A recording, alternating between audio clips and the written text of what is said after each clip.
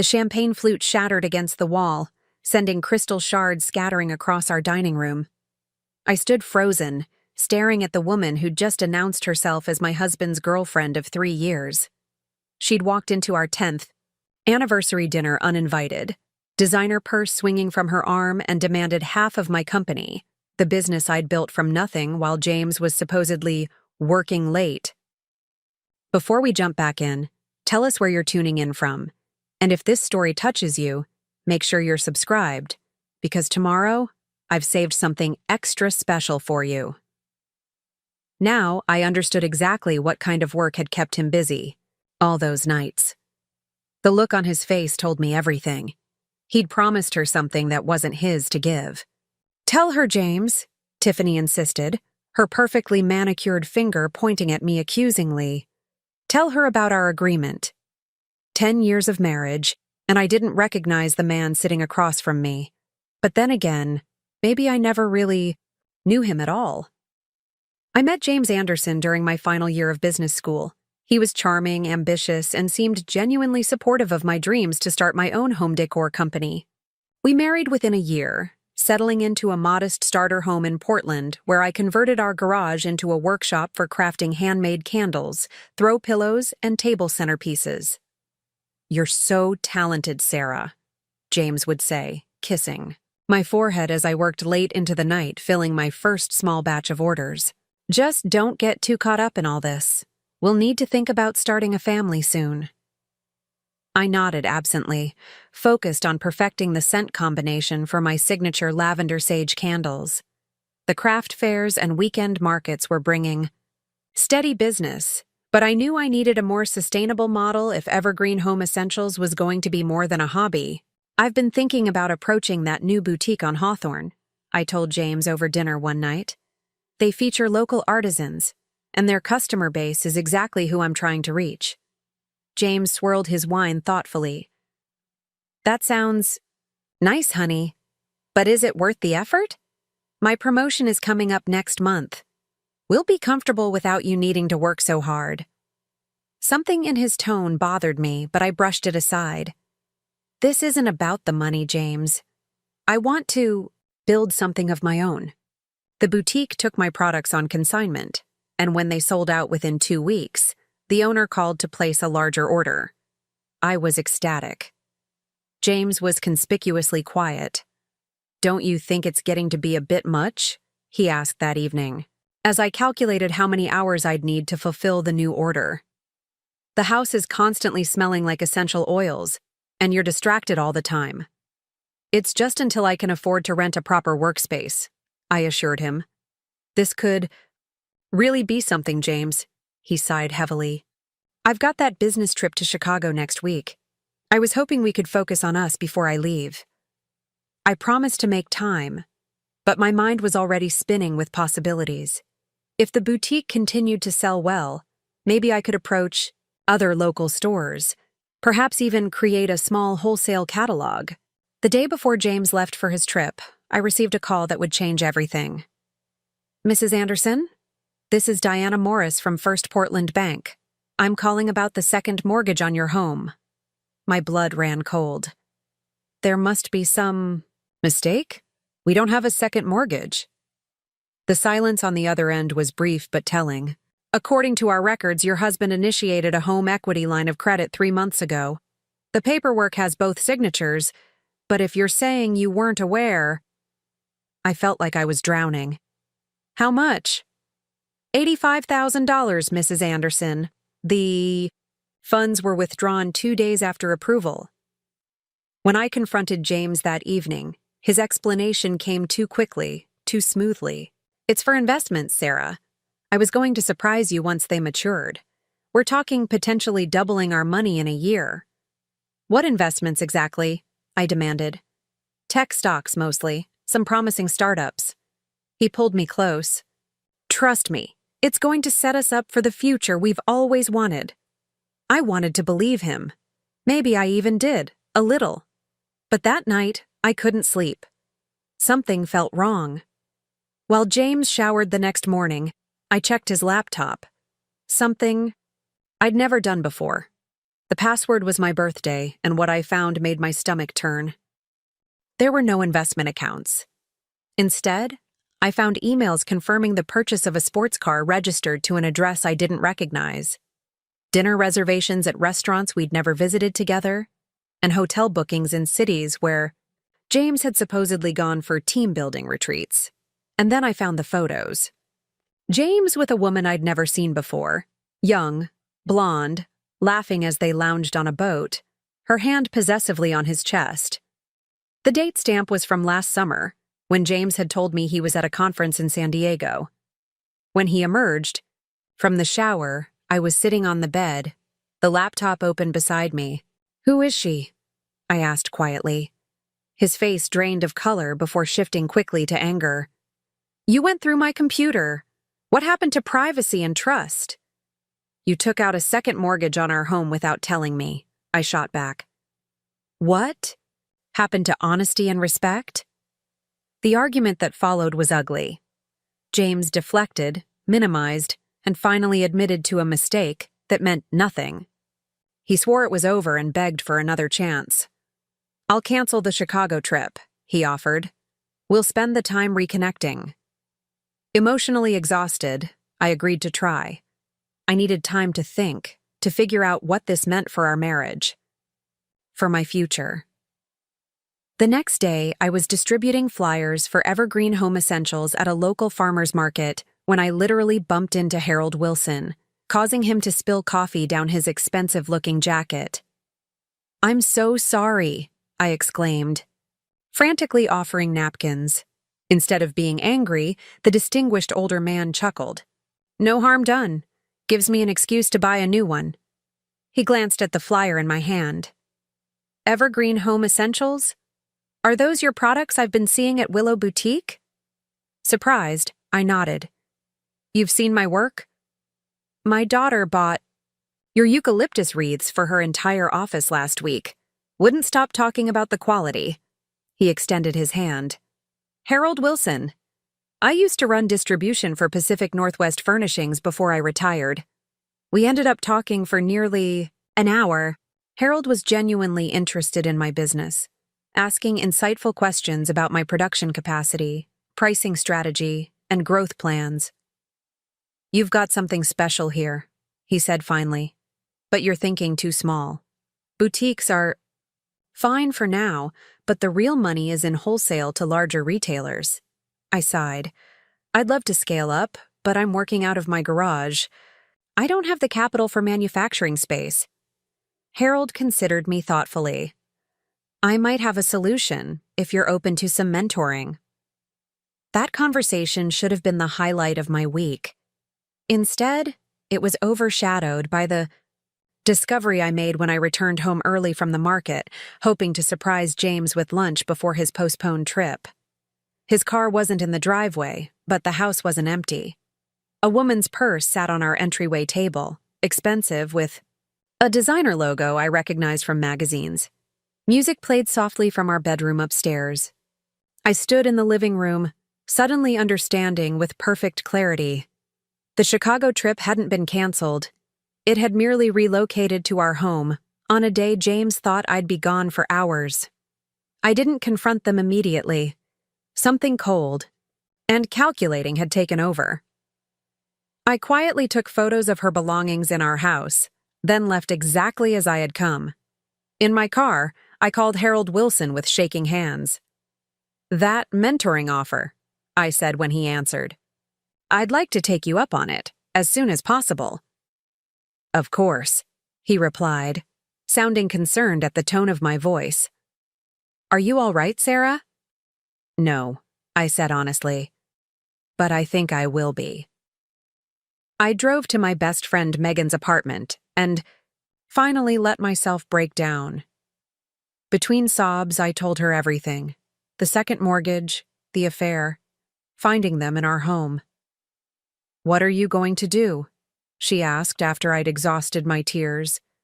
I took a deep breath. "I'm going to build my company. I'm going to make it so successful that when I finally leave him, it will hurt him more than it hurts me." Megan's eyes widened. "You're not leaving him now?" I shook my head slowly. Not yet. I need time to secure my future, and I need to make sure he doesn't get a single piece of what I build from here on out. The next day, I consulted with Diana Morris, who turned out to be not just a bank officer, but also an attorney specializing in business law. Preparing and narrating this story took us a lot of time, so if you are enjoying it, subscribe to our channel. It means a lot to us. Now back to the story. She listened carefully to my situation. If you start taking protective measures now, we can ensure your business remains solely yours, regardless of what happens with your marriage, she advised. But you need to be strategic about timing and documentation. I drove home with a clear plan forming. James was waiting anxiously, having called and texted repeatedly since the day before. "Where have you been?" he demanded. "I've been worried sick." I looked at him. This man I had loved and trusted, and made the hardest decision of my life. I would stay, for now. I would pretend to forgive, and I would use the time to build something he could never take away from me. I needed space to think, I said simply, but I'm ready to work on us now. The relief on his face was palpable. He didn't know that while he'd been destroying our marriage, he had inadvertently set me on the path to independence. That night, as James slept beside me, I opened my laptop and wrote the first draft of my business plan. Evergreen Home Essentials was about to grow beyond anything he could imagine, and I had found partners who would help me protect it from the man who had just mortgaged our future for a woman he'd hidden from me for who knew how long. Harold Wilson's solution turned out to be a recently vacated warehouse space owned by his brother-in-law. It needed work, but the rent was reasonable, and it offered 10 times the production capacity of my garage workshop. "It's not charity," Harold insisted when I expressed concern about the favorable terms. "It's good business. You'll make it worth his while with the quality product you're putting out." While James believed I was simply expanding my little hobby, I was working 14-hour days transforming the space into a proper manufacturing facility.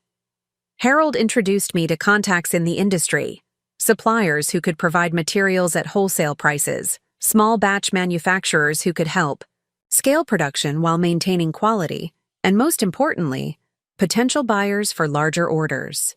"You need to protect yourself legally," Harold advised during one of our mentor sessions, "especially given your personal situation." I had told Harold only the basics, that my marriage was troubled and that I needed to establish financial independence. He didn't need the details to understand the stakes. On his recommendation, I met with Diana Morris again, this time in her capacity as an attorney. "We need to establish your business as a separate entity from your marital assets," Diana explained. "Since Washington is a community property state, anything you build during the marriage could potentially be considered joint property in a divorce." "How do I prevent that?" I asked. "We'll create an LLC with careful documentation showing that this business is being built with your separate property," she said. "I'm also going to suggest a post-nuptial agreement." I frowned. James would never agree to that. Diana smiled shrewdly. "He might, if it's presented correctly. Men like your husband often respond to incentives." The plan was elegant in its simplicity. I would approach James about formalizing the separation between his investments and my business. The agreement would protect his separate activities from being considered marital assets, something he would want, given what I now knew about his spending. In exchange, my business would remain solely mine. When I presented the idea, framed as protection for his financial ventures, James didn't hesitate. "That actually makes a lot of sense," he said, scanning the document Diana had prepared. "This way my investments stay mine, and your crafting business stays yours." He didn't bother reading the fine print, which specified that any growth or profits from my crafting business would remain my separate property as well. He certainly didn't notice the clause protecting my future intellectual property rights. "Don't you need to read it more carefully?" I asked, almost wanting him to catch on. James chuckled. I trust you, babe. Besides, it's not like your candle business is going to turn into some empire. I signed first, hand steady despite my racing heart. James signed second, initializing each page without reading it. Diana notarized the document, her expression professionally neutral. Congratulations, she said as she stamped the final page. You're now legally protected. James assumed she was talking to both of us. I knew better. With legal protection in place, I threw myself into growing Evergreen. I hired 2 part-time employees to help with production and developed a consistent brand identity with the help of a graphic designer Megan introduced me to.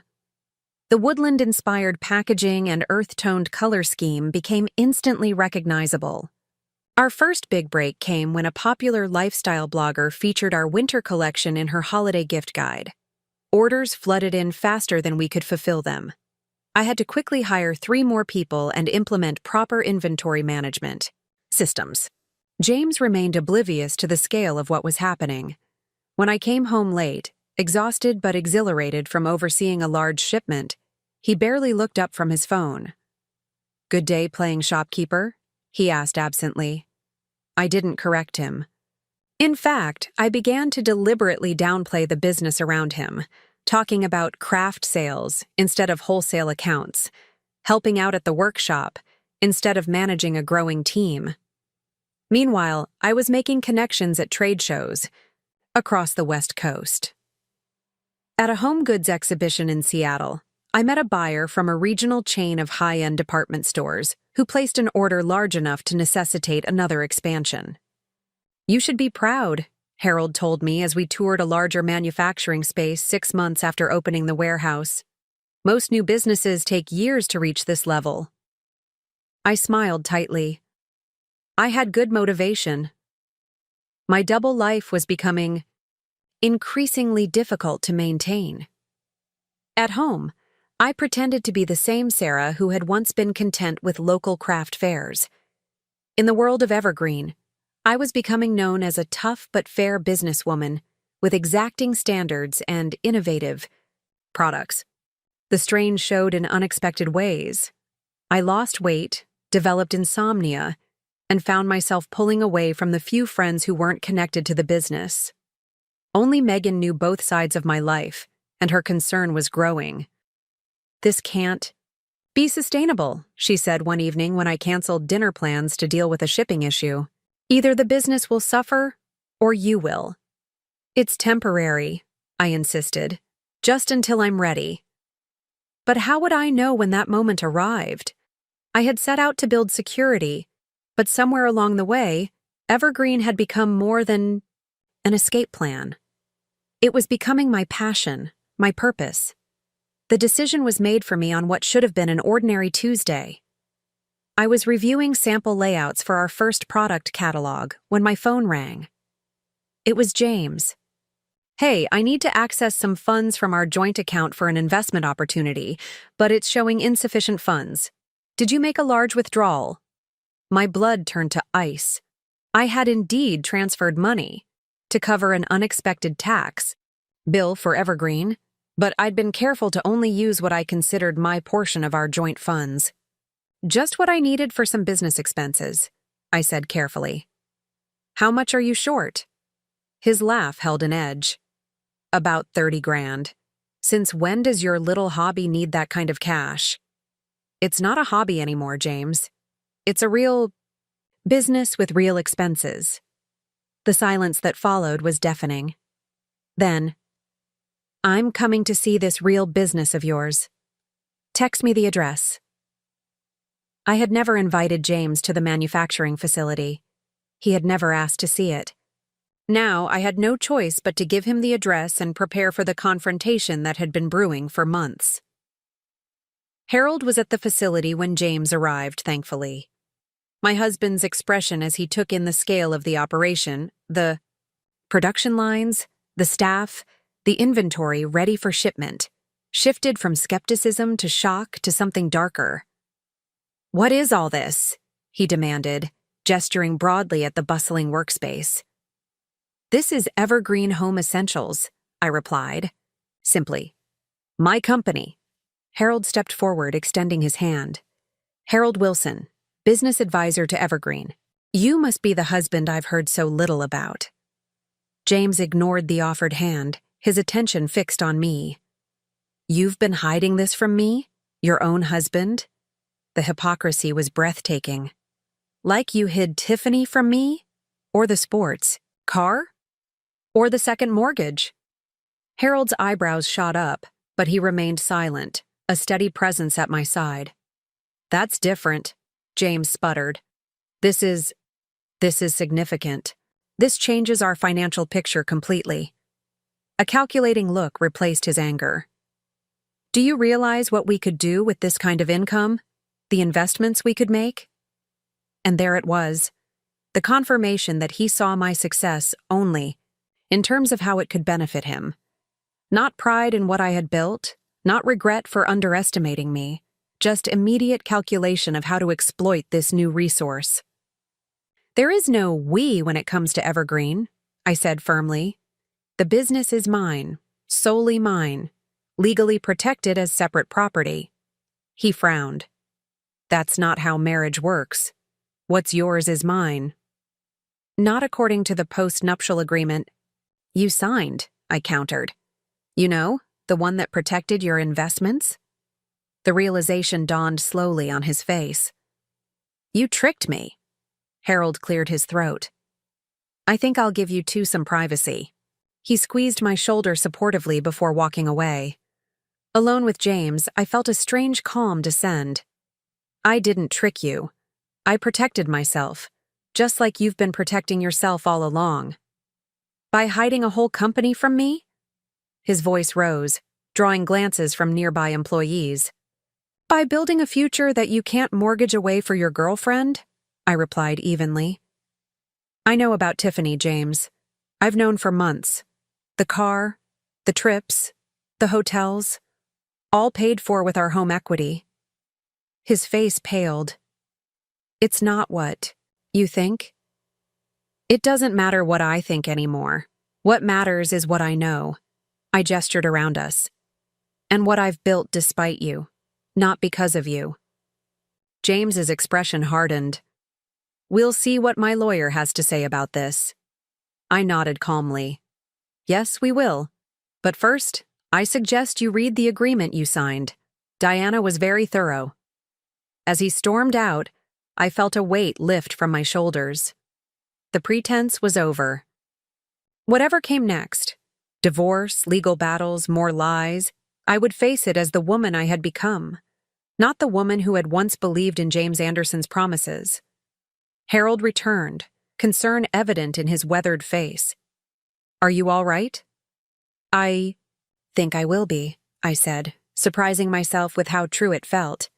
For the first time in a long time, I think I really will be. The weeks following James's discovery of Evergreen were a strange mix of professional triumph and personal unraveling. We continued living in the same house, but as virtual strangers. James alternated between cold silence and calculated charm, still believing he could somehow gain access to the business I'd built. I was thinking, he said casually over a rare shared dinner, with my business contacts and your product line, we could really take Evergreen to the next level. Have you considered corporate gifting programs? I smiled thinly. Harold and I implemented those 3 months ago. We're already supplying customized packages to 4 major companies in Portland. James's jaw tightened. Harold again. Don't you think you're relying a bit too heavily on an old man's outdated business sense? Harold's connections and experience have been invaluable, I replied. Unlike yours. It was a direct hit, and James knew it. He pushed away from the table. I have a late meeting. With Tiffany? I asked quietly. He didn't answer, just grabbed his keys and left. I didn't mind. These evenings alone had become precious time for planning Evergreen's next phase of growth. Diana had warned me that James would likely challenge the post-nuptial agreement. Men, like him, don't lose gracefully, she said during one of our regular check-ins.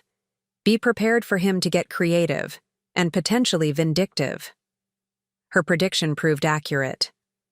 First came the financial pressure. James stopped contributing to our joint accounts, leaving me to cover all household expenses. He assumed this would force me to dip into Evergreen's funds, potentially muddying the waters between personal and business finances. Instead, I opened a separate personal account and rerouted my modest but growing salary from Evergreen there. I continued paying the mortgage and utilities from our joint account until those funds were depleted, then seamlessly switched to my new account. When that tactic failed, James tried a more direct approach.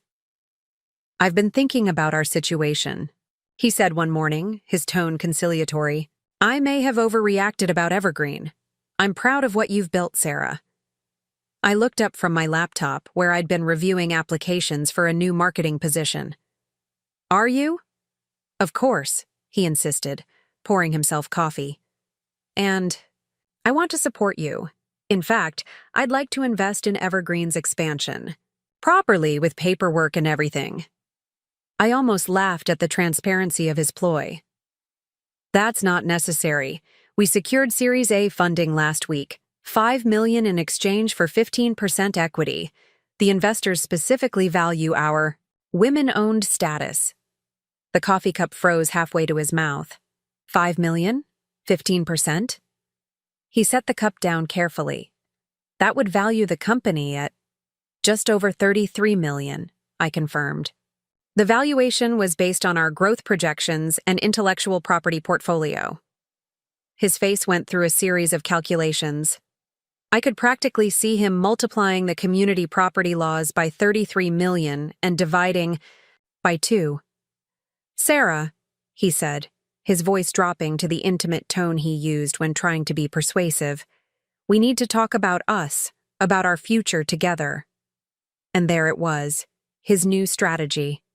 If he couldn't break the legal protections around Evergreen, he would try to salvage the marriage long enough to position himself for a better settlement if we divorced.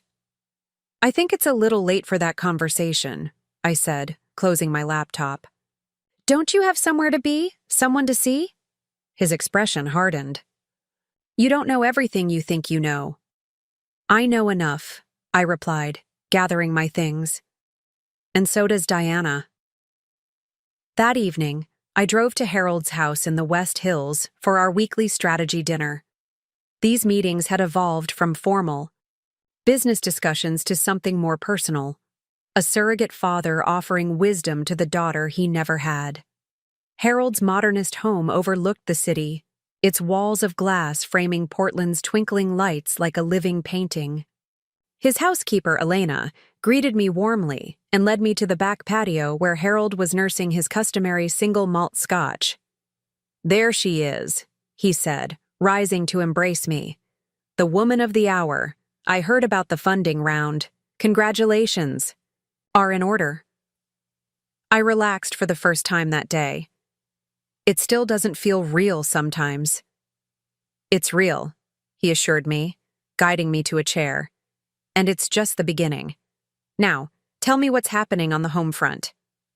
I recounted my interaction with James that morning, including his transparent attempt to rekindle our relationship. Harold's expression darkened. "He's getting desperate. That makes him dangerous." "Diana says the postnuptial will hold," I assured him. "It's not just about the legal protections," Harold said, swirling his scotch thoughtfully. "Men with wounded pride can lash out in unpredictable ways. You need to be prepared for him to fight dirty."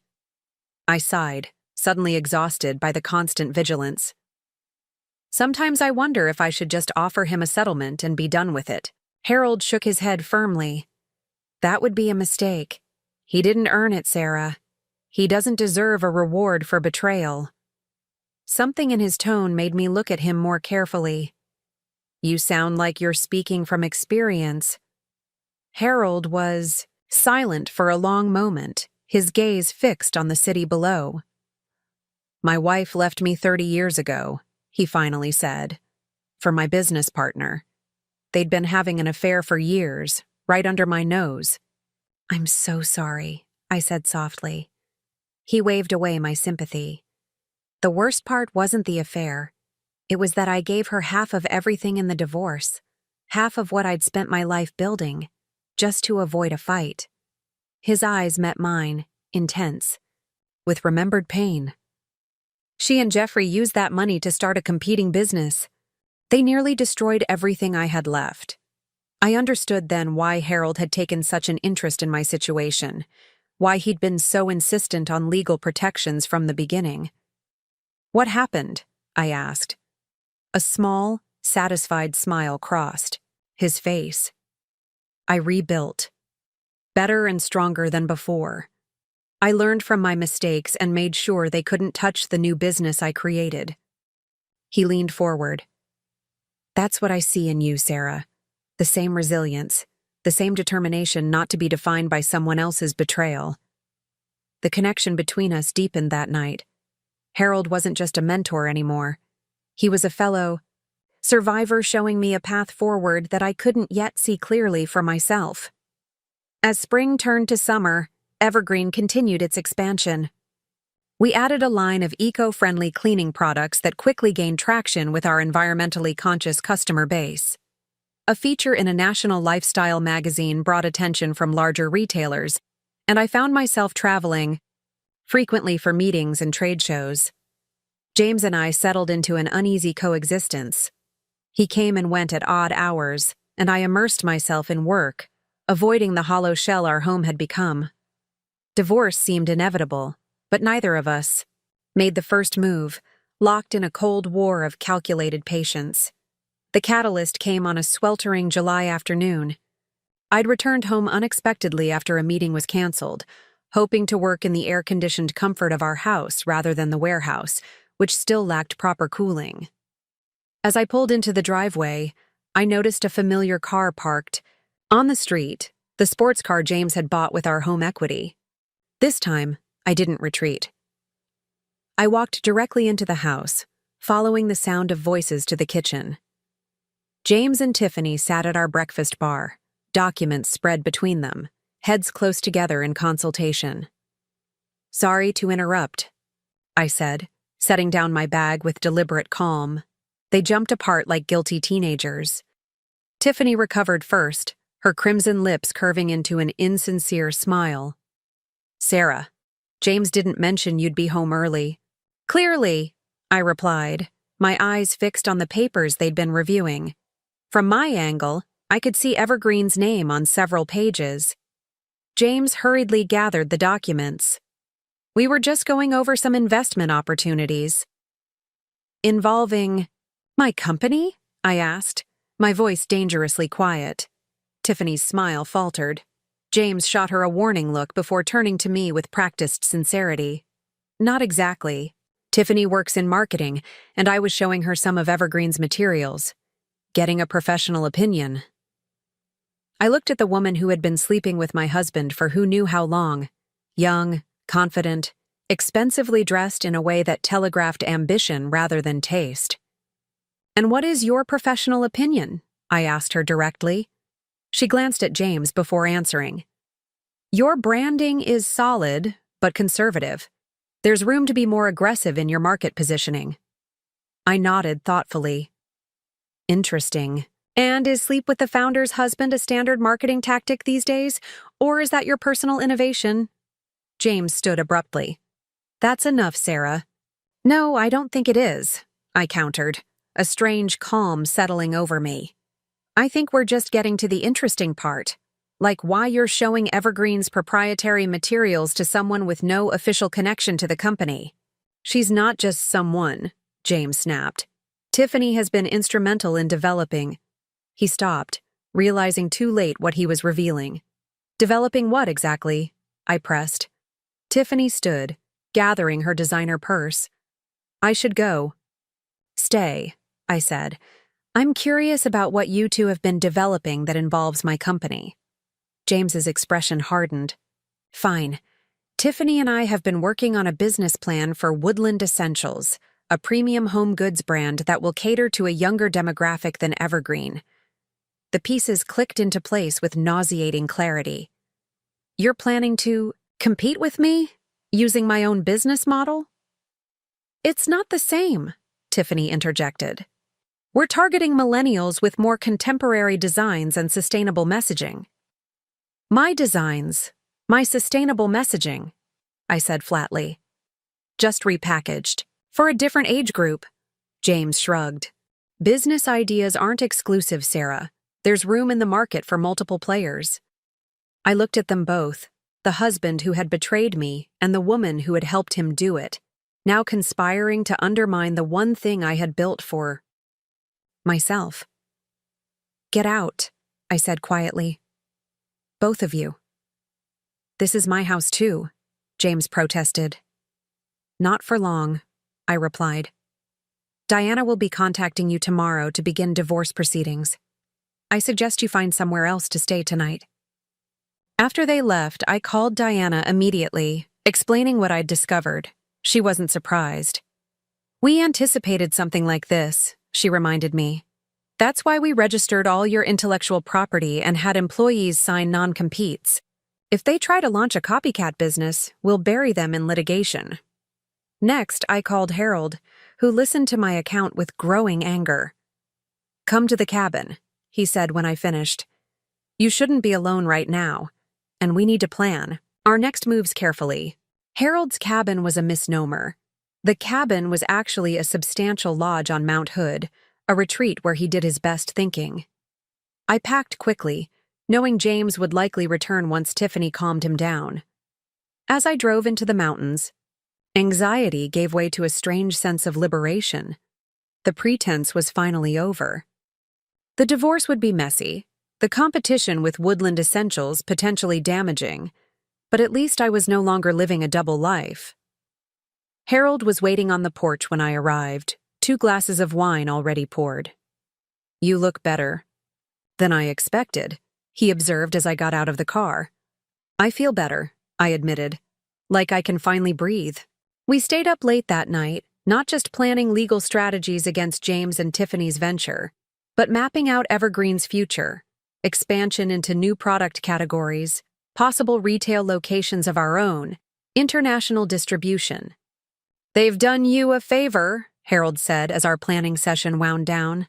They've freed you from the last constraints holding you back. I realized he was right. For months, I'd been building Evergreen while still trying to maintain the fiction of my marriage, dividing my energy between growth and self-protection. Now, I could focus entirely on moving forward. To new beginnings, Harold said, raising his glass. To new beginnings, I echoed, feeling for the first time that the phrase might actually be true. The divorce proceedings were as contentious as Diana had predicted. James challenged the post-nuptial agreement, claiming he hadn't understood its implications and that I had deliberately misled him about Evergreen's potential. His lawyer, an aggressive man with slicked-back hair and a reputation for scorched-earth tactics, filed motion after motion trying to pierce the legal protections around my company. Meanwhile, Tiffany and James moved quickly to launch Woodland Essentials, securing a small manufacturing space and rushing products to market that bore uncomfortable similarities to Evergreen's early offerings. They hadn't copied our designs exactly, they weren't that careless, but the inspiration was unmistakable. They're counting on confusion in the marketplace, Diana explained during one of our strategy sessions. Customers who think they're buying your products when they're actually getting their knockoffs. We responded with a 3-pronged approach: a cease and desist letter addressing the most egregious similarities, a targeted PR campaign highlighting Evergreen's commitment to authentic woman-owned craftsmanship, and expedited development of our premium line to further differentiate our brand positioning. The legal battles consumed enormous amounts of time and emotional energy. There were days when I questioned whether the fight was worth it, whether I should just settle with James to be free of the constant conflict. Harold remained my steadfast ally during this period, his own experience with betrayal and rebuilding providing perspective I desperately needed. This is the hardest part, he assured me during a particularly difficult week when sales had temporarily dipped following confusion caused by Woodland's launch. But it won't last forever. He was right. By fall, Evergreen had weathered the initial impact of Woodland's entry into the market. Our established relationships with retailers held firm, and our customers largely remained loyal. James and Tiffany's venture struggled to gain traction without the years of groundwork I had put into building Evergreen's reputation and supply chain. What should have been a moment of vindication was complicated by an unexpected development. One evening in late September, I was working late at the manufacturing facility when I received a call from an unfamiliar number. "Is this Sarah Anderson?" a woman's voice asked. "Yes. Who's calling?" "This is Portland Memorial Hospital. We have a Harold Wilson here. You're listed as his emergency contact." My blood ran cold. What happened? Mr. Wilson experienced cardiac symptoms while dining at Riverview Restaurant. He's stable now, but he's asking for you. I drove to the hospital in a daze, barely registering the rain-slicked streets or the distant rumble of thunder. Harold had become such a constant in my life, mentor, friend, surrogate father, that the thought of losing him was unbearable. He looked smaller somehow in the hospital bed, monitors beeping softly beside him. When he saw me, he managed a weak smile. "Sorry about dinner," he said. "Damn salmon was overcooked anyway." I tried to match his lightness. "You could have just sent it back instead of creating all this drama." His chuckle turned into a wince. The cardiologist had explained to me in the hallway that Harold had experienced a moderate heart attack. Tests revealed significant blockage that would require bypass surgery as soon as he was stable enough. "They want to operate," he told me, his voice more serious. "Triple bypass." I took his hand. "When?" "Day after tomorrow, if all the tests look good." He squeezed my fingers. "I need you to do something for me, Sarah." "Anything," I promised. "There's a file in my home office, top drawer of the desk, labeled Contingencies. I need you to get it and bring it here tomorrow." His eyes held mine. "And I need you to promise me something else." "What?" "If something goes wrong in that operating room, I need you to keep fighting. Don't let what happened to me happen to you." I shook my head. "Nothing's going to go wrong." "Promise me," he insisted. "No settlements, no half measures. What's yours is yours." Tears stung my eyes. "I promise." The file Harold asked me to retrieve contained documents that took my breath away. A revised will naming me as his primary beneficiary. Transfer documents for a substantial block of Pacific Northwest Furnishings stock. A company I'd thought he'd fully retired from. Notes about strategic contacts in the industry I should approach if he wasn't there to make the introductions himself. He had prepared for a future where he might not be present, and he had chosen to entrust that future to me. When I brought the file to the hospital the next day, Harold was sitting up, looking marginally better. "You didn't have to do any of this," I said, placing the folder on his bedside table. "Yes, I did," he replied simply. "You're the daughter I never had, Sarah. The child who would have actually appreciated what I built." His smile was tinged with sadness. My actual children only ever saw my business as an ATM. They never understood what it meant to create something from nothing. The surgery was scheduled for 7 gone the next morning. I arrived at 5:30, determined to see Harold before they took him in. He was remarkably calm, making jokes with the nurses and giving me last-minute advice about an upcoming meeting with a national retailer interested in carrying Evergreen products. "Remember," he said as they prepared to wheel him to the operating room, "let them make the first offer. Your products are worth more than you think." I kissed his forehead. "I'll see you in a few hours. We'll celebrate with that 30-year scotch you've been saving." His smile didn't quite reach his eyes. "It's a date." The surgery lasted longer than expected. 5 hours stretched to 7, then 8. I paced the waiting room, checking my phone periodically for emails from the office, but unable to focus on anything but the clock on the wall. Finally, the surgeon appeared, still in his scrubs, his expression grim. "We encountered more extensive damage than the scans indicated," he explained.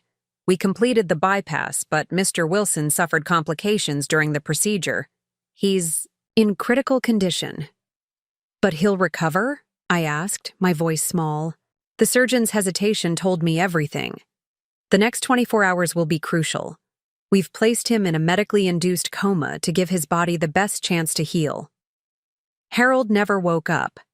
3 days after the surgery, surrounded by machines, keeping his body functioning, his heart finally gave out.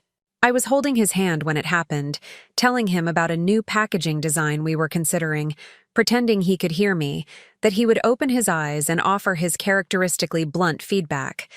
Instead, the monitors flatlined, and Harold Wilson, the man who had believed in me when I barely believed in myself, was gone. The grief was overwhelming, a physical weight pressing on my chest.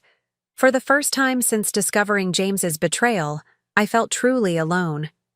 The legal battles, the business challenges, the divorce proceedings, all of it seemed suddenly meaningless in the face of this loss. Megan found me in Harold's hospital room, still clutching his hand an hour after he'd been pronounced dead. "Come on," she said gently. "Let's get you home." "I can't go to the house," I said, thinking of the empty room still half filled with James's things.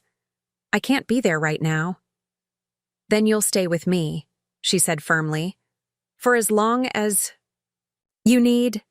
The next few weeks passed in a blur of funeral arrangements, legal meetings about Harold's estate, and mechanical efforts to keep Evergreen running despite my emotional absence. I went through the motions, making decisions and attending meetings, but the purpose that had driven me for the past year seemed to have evaporated. Diana noticed the change during a strategy session about the ongoing divorce.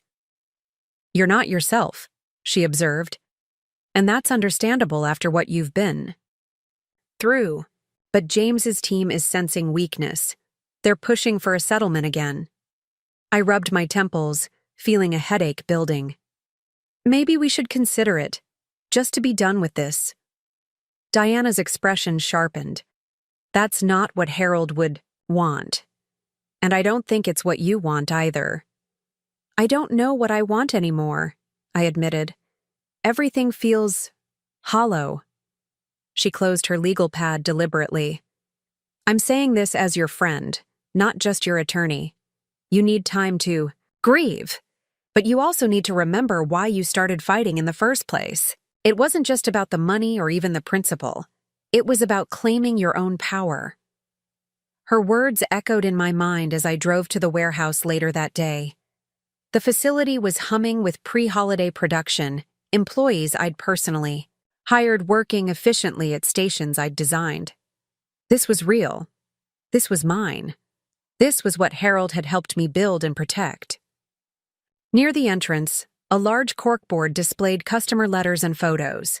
People whose homes had been made more beautiful by Evergreen products, whose lives had been touched in some small way by what we created. I stood before this wall of connection, remembering the early days when each sale felt like a personal victory. Something shifted inside me. Harold was gone, but what he had helped me create remained. The best way to honor him wasn't to withdraw into grief, but to continue the work we had started together. That evening, I drove to Harold's house in the West Hills, using the key he had given me months ago. Elena, his housekeeper, greeted me with red-rimmed eyes. "He left instructions," she said, leading me to his study. "For after." On Harold's desk sat a single envelope with my name written in his distinctive handwriting. Inside was a letter, dated just a few weeks before his death. "Sarah," it began, "if you're reading this, I'm no longer around to tell you what you need to hear in person, so let this letter serve in my place." Harold's words were characteristically direct. He wrote about seeing in me the same drive and integrity he had valued in himself. He confessed that mentoring me had given purpose to his retirement years, and he urged me not to let grief or fatigue derail what we had built. "The worst thing we can do in this life," he wrote, "is allow others to define our worth or limit our potential. You've already proven you're stronger than that. Now finish what you started. The letter ended with a postscript. Check the wall safe behind the eye. Rothko. The combination is your birthday. There's something there you'll need. The safe contained a weathered leather portfolio. Inside were documents detailing James's business activities over the past year, including evidence that he had approached Harold 6 months earlier, seeking investment for what would become Woodland Essentials. I declined, Harold had noted, but kept the records in case they proved useful.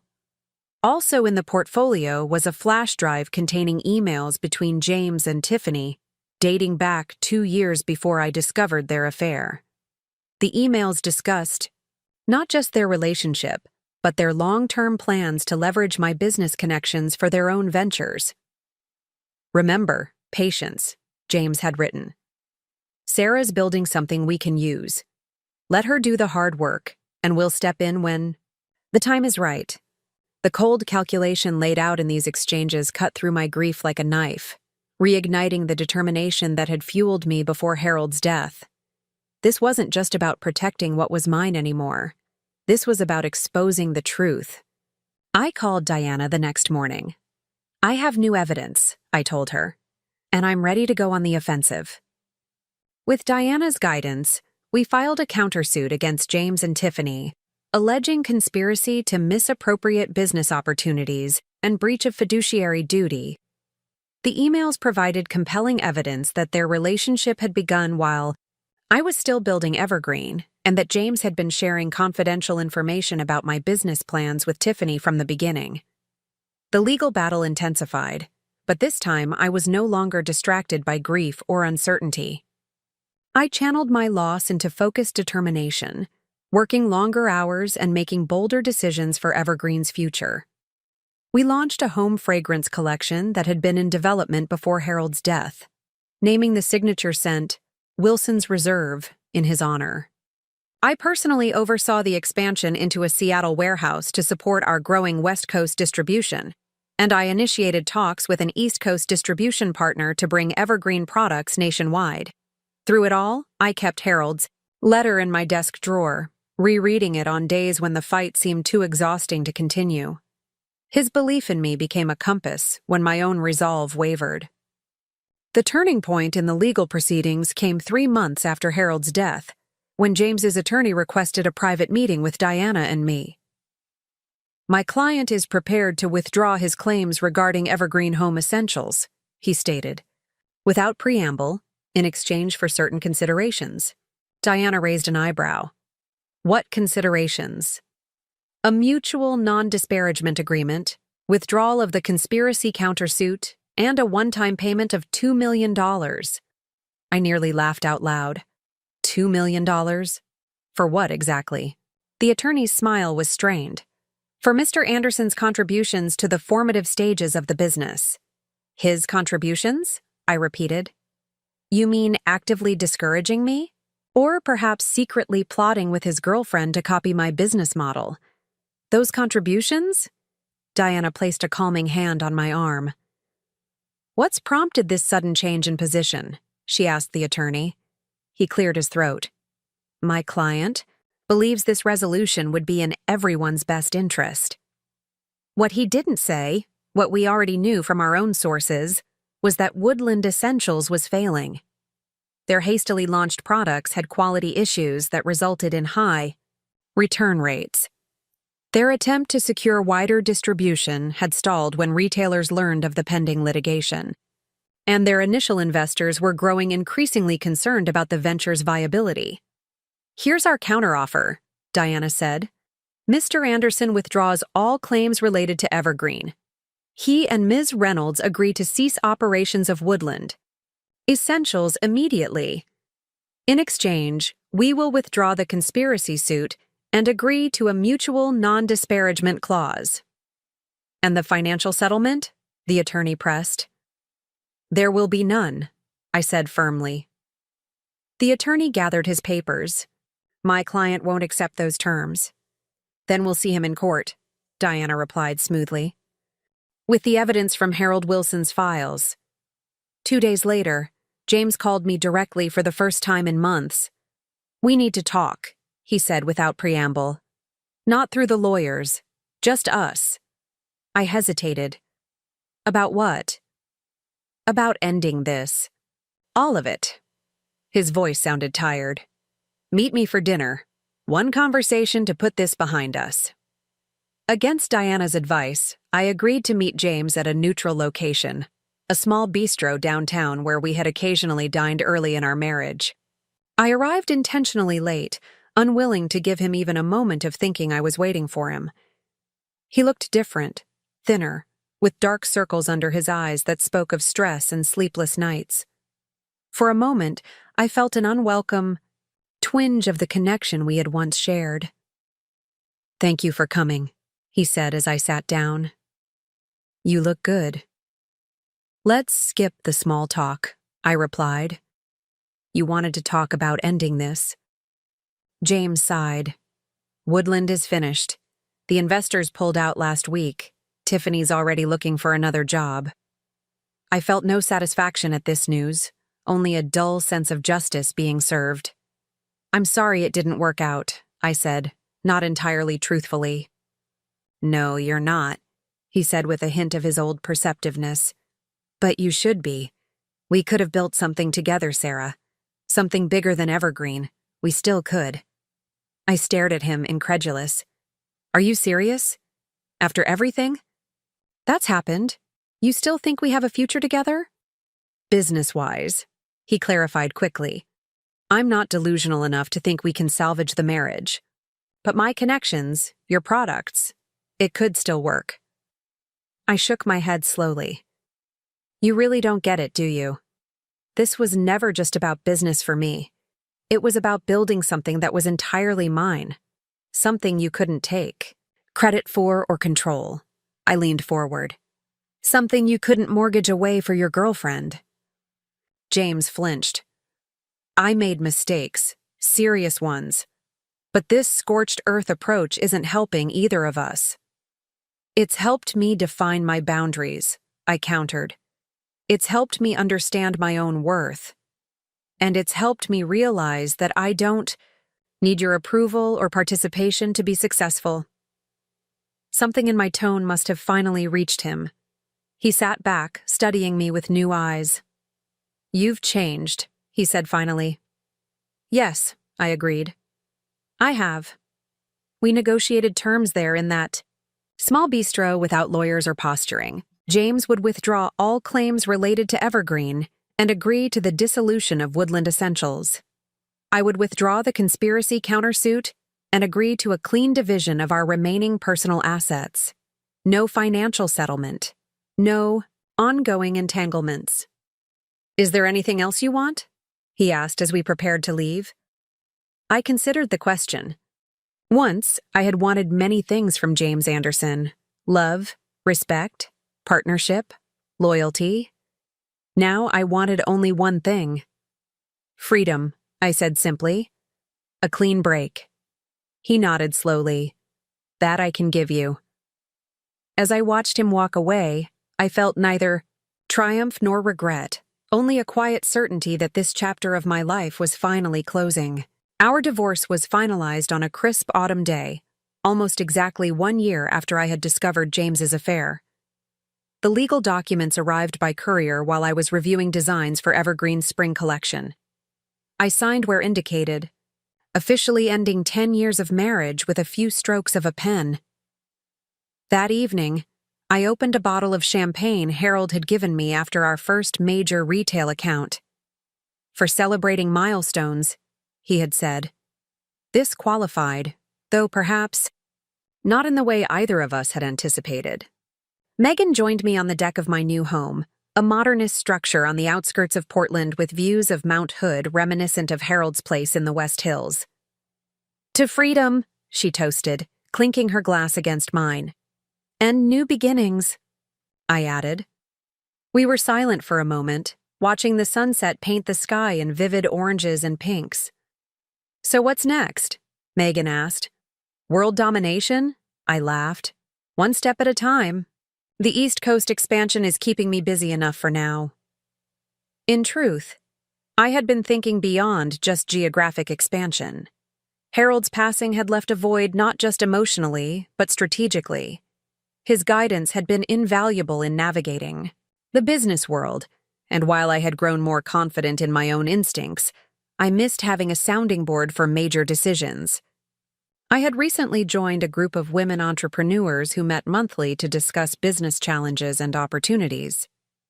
The connections I made there had already opened doors to new suppliers and potential collaborators. Life had settled into a new normal. Busy days at Evergreen, quiet evenings at home, occasional dinners with friends like Megan who had stood by me through the tumult of the past year. If it wasn't exactly the life I had envisioned when I married James, it was a life entirely of my own making. 5 months after the divorce was finalized, Evergreen celebrated its second anniversary with the opening of our first flagship store in downtown Portland. The launch party attracted local media, industry contacts, and loyal customers eager to see the full product line displayed in our carefully designed space. I was speaking with a reporter from a business journal when I spotted a familiar face across the crowded store. Tiffany Reynolds, looking slightly less polished than I remembered, was examining our new line of sustainable kitchen goods. My first instinct was to have security escort her out. Instead, curiosity propelled me across the room. "Interesting to see you here," I said, approaching her directly. Tiffany jumped slightly. "Sarah, congratulations on all this." She gestured at the bustling store. "It's impressive." "Thank you," I replied, studying her. "Are you here for a particular reason?" She had the grace to look uncomfortable. "Partly curiosity. Partly—" She hesitated. "I suppose I wanted to see what real success looks like. As opposed to? As opposed to what James and I tried to create." She set down the candle she'd been holding. "Woodland was a mistake from the beginning. We were trying to copy something we didn't understand." The admission surprised me. "And James? How is he?" "I wouldn't know," Tiffany said. "We ended things right after Woodland folded. He's in Seattle now, I think. Some sales position." I felt a strange lack of emotion at this news.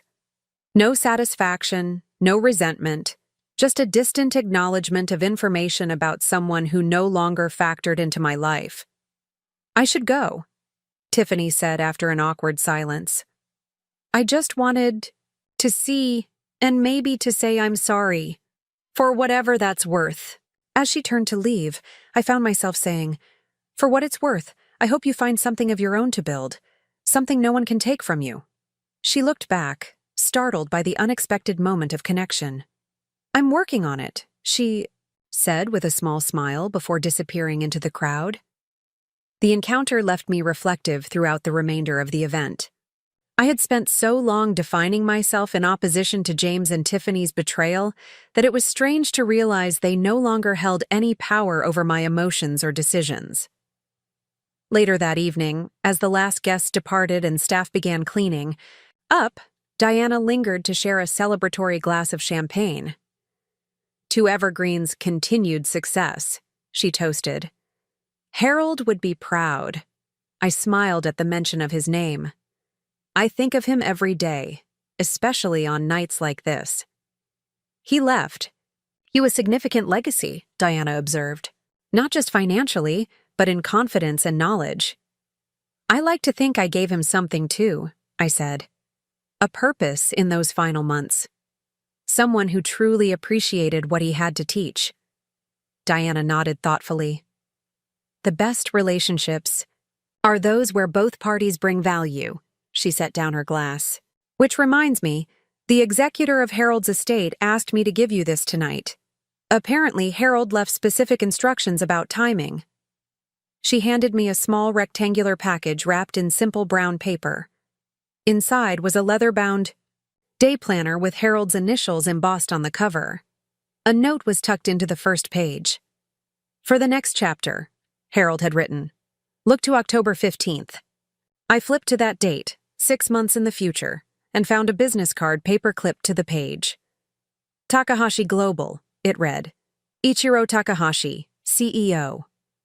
On the back, Harold had written, "When you're ready to go international." Even from beyond, Harold was still guiding my path forward, opening doors that I hadn't yet considered knocking on. The flagship store's success exceeded even our most optimistic projections. Within 3 months, we were exploring locations for a second store in Seattle. Evergreen's online presence grew exponentially thanks to a strategic partnership with a popular lifestyle website. And our wholesale business continued to expand, with products now available in over 500 retail locations nationwide. As October 15th approached, I found myself both excited and nervous about contacting Ichiro Takahashi.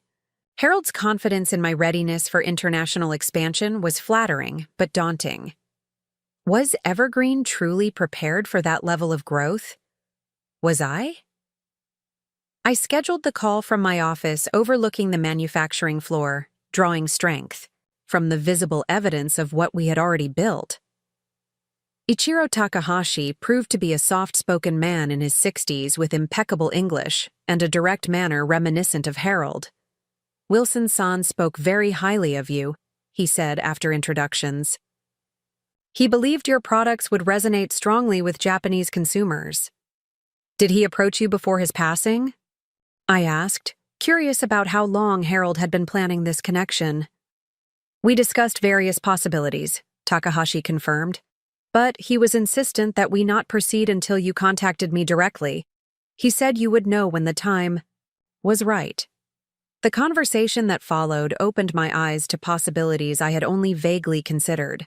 Takahashi Global had extensive experience bringing American brands to Asian markets, with an infrastructure that would allow Evergreen to establish presence in Japan, South Korea, and Singapore without the logistical nightmares of building from scratch. By the end of the call, we had scheduled a meeting in Tokyo for the following month. I hung up feeling a mixture of excitement and wistfulness.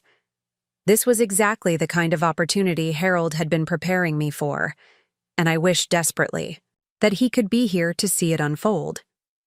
The Tokyo trip was a whirlwind of meetings, site visits, and cultural experiences. Ichiro proved to be an invaluable guide, helping me understand not just the business landscape, but the subtle cultural nuances that would influence how Evergreen products were perceived and marketed. "Your emphasis on sustainability resonates deeply here," he explained as we toured a potential retail space in Ginza. "But the messaging must be adapted. Japanese consumers respond to different visual cues, different language about environmental responsibility." I absorbed every insight, taking copious notes and asking endless questions. This was a masterclass in international business, and I was determined to make the most of it.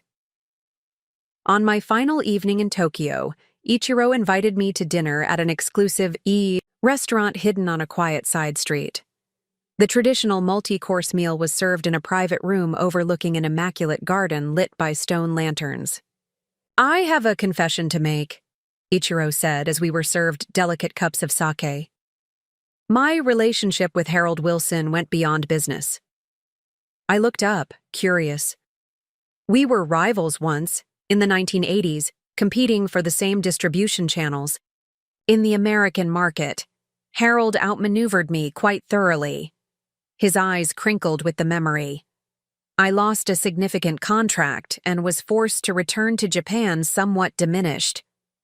"That must have been difficult," I said carefully. Ichiro nodded. "It was." But 2 years later, Harold contacted me with a proposal for a joint venture in the Asian market. He could have continued to compete against me, but instead, he offered partnership. He sipped his sake thoughtfully. When I asked why, he said simply that good business is not about destroying worthy opponents, but finding ways to create value together. The story aligned perfectly with the Harold I had known, strategic but ultimately guided by a philosophy that business could be both profitable and ethical. "He saw that same quality in you," Ichiro continued. "In our last conversation, before his surgery, he told me that you understood what truly matters in building something lasting." "And what's that?" I asked. Integrity, Ichiro said simply. The courage to defend what you've created while remaining open to genuine collaboration. As I flew home from Tokyo with a signed agreement for Evergreen's Asian expansion, I reflected on how far I had come from that uncertain woman who had discovered her husband's betrayal 2 years earlier. The journey hadn't been linear. There had been setbacks, grief, moments of doubt. But through it all, I had kept building, kept moving forward. Megan and Diana organized a small celebration when I returned, eager to hear about the Tokyo trip and the international opportunities it presented.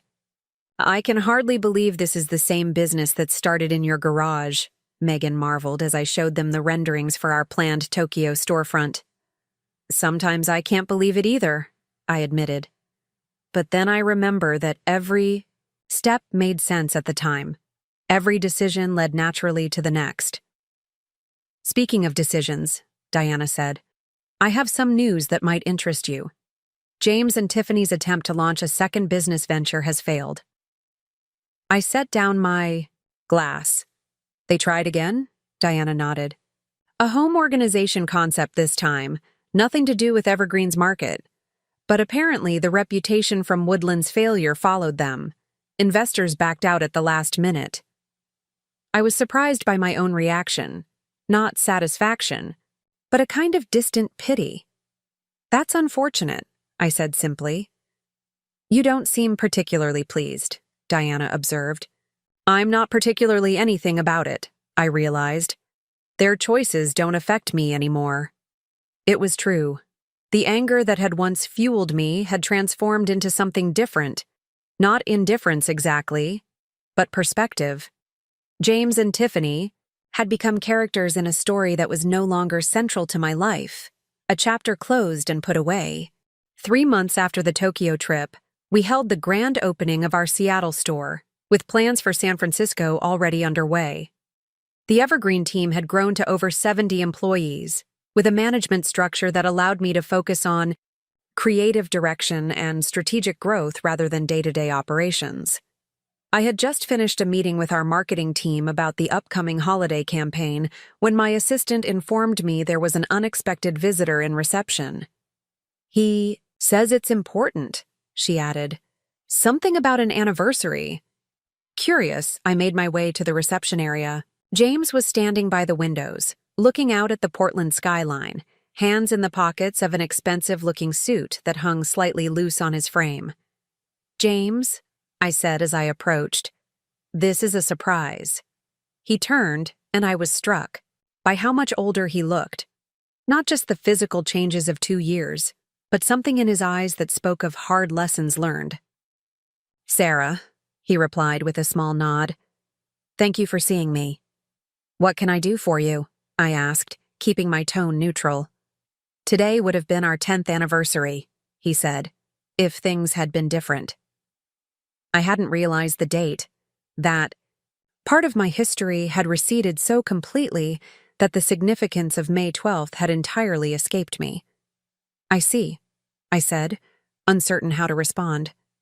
Is that why you're here? James glanced around the reception area with its understated elegance and Evergreen's distinctive logo displayed prominently on the wall behind the desk. Partly, he admitted. And partly to see this for myself, to see what you've built. He hesitated. What we could have built together if I hadn't been so blind. I felt a surge of emotions, not the hurt or anger of before, but a complex mix of memories, regrets, and ultimately, gratitude for the path that had led me here. Would you like a tour? I offered, surprising myself. James looked equally surprised. Are you sure? I nodded. It's not a secret. We're featured in business journals regularly these days. I showed him through the offices, the design studio, and finally to my favorite spot, a balcony overlooking the manufacturing floor where workers expertly crafted the products that had become Evergreen's hallmark. This is incredible, Sarah, he said as we watched the activity below. You've accomplished more than I ever imagined possible. Thank you, I said simply. I owe you an apology, he continued, his eyes still on the manufacturing floor.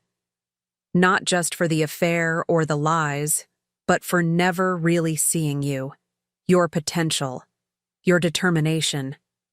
He turned to face me directly. I underestimated you, in every possible way, and I'm sorry for that. The apology was unexpected, and I took a moment to consider my response. I appreciate you saying that, I said finally, but I've made peace with our history, James. It shaped me, but it doesn't define me anymore. He nodded slowly. I'm glad to hear that. I'm still working on my own peace. He reached into his jacket and removed an envelope. This is why I really came today. There's a charity auction next month benefiting foster children. I'm on the committee, and we're seeking donations from local businesses. Evergreen products would be a significant draw. I accepted the envelope, strangely touched by the normality of the request. Not reconciliation, not further apologies, just a straightforward business interaction between two people with a complicated past. I'll have our donation team contact the organizers, I promised. It's a good cause. As we walked back toward reception, James hesitated. There's something else I've been wanting to tell you. I'm moving back to Chicago next month. Fresh start. I hope it goes well for you, I said sincerely. I've learned a lot these past 2 years, he added, about consequences, about what matters. A rueful smile crossed his face. Expensive lessons. In the reception area, we shook hands formally, the gesture marking both closure and a new, distant kind of respect. Goodbye, Sarah, he said, and congratulations on everything you've built. After he left, I returned to my office and found myself drawn to the small framed photograph on my desk. Not of James or even of Harold, but of the first evergreen products I had created in my garage workshop. Handcrafted candles and simple, textile goods arranged on a makeshift display at a local craft fair. That crafting hobby, the one James had dismissed and Tiffany had tried to copy, had grown into an international brand employing dozens of people and bringing my creative vision to homes across the country and soon, around the world. The journey had been nothing like I'd imagined when I married James a decade earlier. The path had been harder, lonelier at times, but ultimately, more rewarding than the comfortable life I'd once envisioned as his wife. My phone chimed with a notification, Ichiro Takahashi confirming our video call for the following morning to discuss the Tokyo store's opening timeline. I smiled as I sent a quick reply, already mentally preparing for the next phase of Evergreen's Kurtha. Outside my office window, Portland sparkled in the late afternoon sun. Somewhere in that cityscape was the house where James and I had lived, where I had discovered his betrayal, where I had made the decision to fight rather than surrender. I didn't regret a single step of the journey that had led me here. Not the pain, not the battles, not even the losses. Each had shaped me, strengthened me, prepared me for challenges I couldn't yet imagine. The intercom buzzed. Your 3 o'clock is here, my assistant announced. The sustainability consultant for the San Francisco location. Send them in, I replied, turning away from the window and the past it represented. It was time to focus on the future, my future, built with my own hands, secured by my own determination, expanding in directions limited only by my imagination and courage. The door opened, and I stepped forward with a confident smile, ready for whatever came next. 6 months after James's unexpected visit, Evergreen's Tokyo store opened to enthusiastic crowds and media attention. The minimalist aesthetic we had developed specifically for the Japanese market resonated strongly with local consumers who appreciated our commitment to sustainable materials and ethical production methods. I stood in the center of the bustling store, observing customers examining our products with careful attention to detail. The scent of our specially created cherry blossom and hinoki fragrance line filled the air. a blend developed through extensive collaboration with local perfumers to appeal to Japanese sensibilities while maintaining Evergreen's distinctive, natural approach. This exceeds even our most optimistic projections, Ichiro murmured beside me, watching as another customer approached the register with an armful of products. The pre-orders for the subscription boxes are already at capacity. I nodded, trying to absorb the reality of what we had accomplished. From a garage workshop in Portland to an international brand with dedicated followers on multiple continents, the trajectory still seemed surreal at times. We should celebrate, Ichiro suggested. I've reserved a private room at Kozue, the view of Mount Fuji at sunset is unparalleled. The celebratory dinner stretched late into the evening, with Ichiro's team and my core staff who had traveled for the opening enjoying traditional Japanese cuisine and sake. As conversation flowed around me, I found myself reflecting on the unlikely series of events that had brought me to this moment.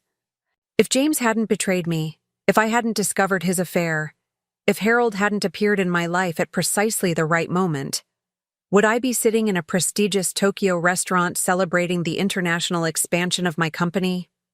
Or would I still be making candles in our garage, believing James's dismissive assessment of my potential? "A yen for your thoughts," Ichiro said quietly, using the English expression with a small smile at his own joke. "I was just thinking about paths not taken," I admitted. "How different life might have been without certain catalysts." Ichiro nodded thoughtfully. "In Japan, we have a concept called kintsugi, the art of repairing broken pottery with gold. The philosophy behind it is that breakage and repair are part of the history of an object, not something to disguise." He raised his sake cup. "Your story has such golden repairs, I think." The metaphor stayed with me long after the dinner ended, through the remainder of our Tokyo visit, and the subsequent expansion into Seoul 2 months later.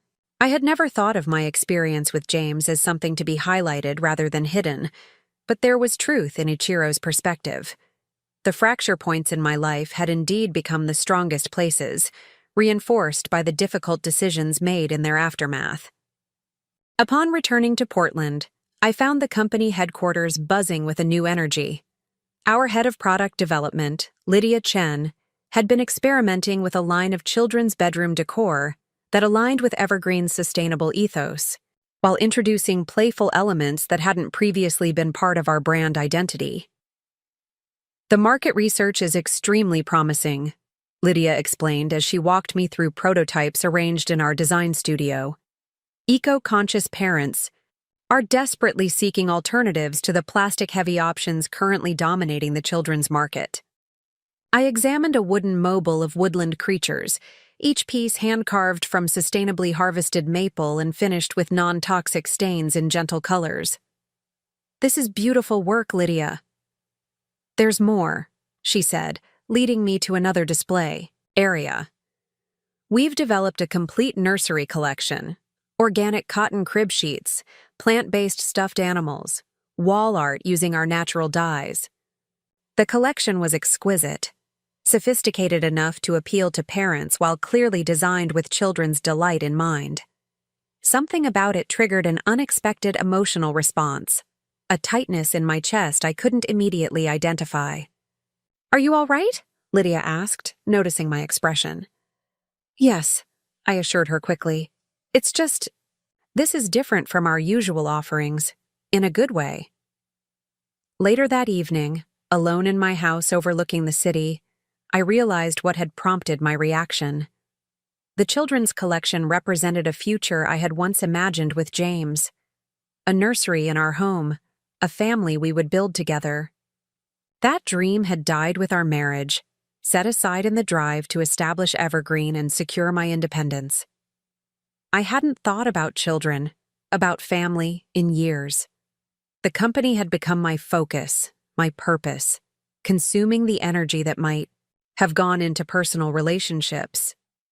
While I had close friendships with people like Megan and professional connections with colleagues like Diana, my romantic life had remained non-existent since the divorce. The realization wasn't so much regret as recognition of choices made, priorities established, paths not taken. I hadn't consciously decided against having a family. I had simply been focused elsewhere, healing from betrayal and building something lasting. The following week, our marketing team presented concepts for launching the children's collection. "We're calling it Evergreen Seedlings," explained Naomi, our creative director, playing on the idea of nurturing new growth. The presentation was comprehensive, including a launch timeline, influencer partnerships with eco-conscious parent bloggers, and a series of pop-up events in key markets. "There's something else," Naomi added, seeming slightly nervous. "We believe this collection presents an opportunity to expand Evergreen's mission.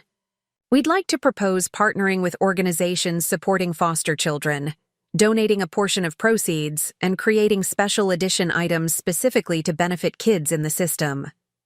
The suggestion immediately brought to mind the charity auction James had mentioned during his visit, the one benefiting foster children. We had donated products as promised, but I hadn't attended the event or followed up on its success.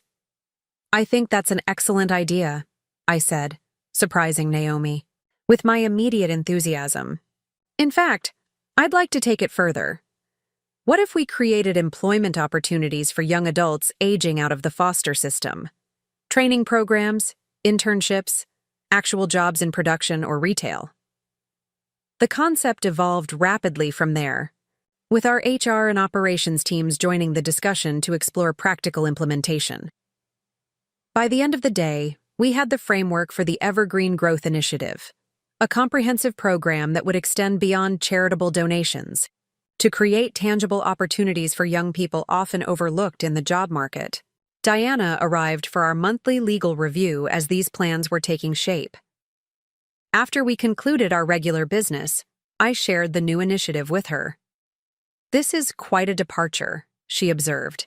"Not just a new product line, but a significant commitment to social impact."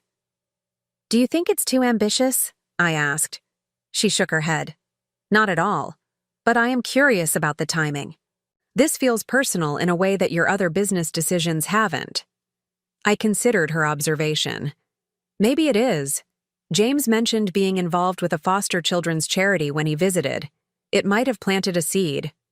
I smiled at the unintentional wordplay. "But beyond that, I've been thinking about legacy, about what Evergreen means beyond just commercial success." "Harold would approve," Diana said. "He always said business was about more than profit margins." We spent another hour discussing the legal structure for the initiative, ensuring it would be properly integrated into Evergreen's operations while maintaining clear financial boundaries for tax and reporting purposes. As Diana was preparing to leave, she hesitated. "There's something I've been meaning to tell you. It's about James." I felt a flutter of apprehension. "What about him?" "He didn't move to Chicago as planned," she said. "He's still in Portland. I ran into him at a fundraiser last month. He's working with a nonprofit that helps foster kids transition to independent living." The information was unexpected. "That's surprising." Diana nodded. "I thought so too. He seemed different. More grounded somehow. He mentioned that your donation to the auction had been significant in reaching their funding goal." I absorbed this information with mixed emotions. The James the Fart had known had been ambitious, materialistic, focused on appearances and status. Working for a nonprofit, especially one serving vulnerable children, seemed entirely out of character. "People can change, I suppose," I said finally.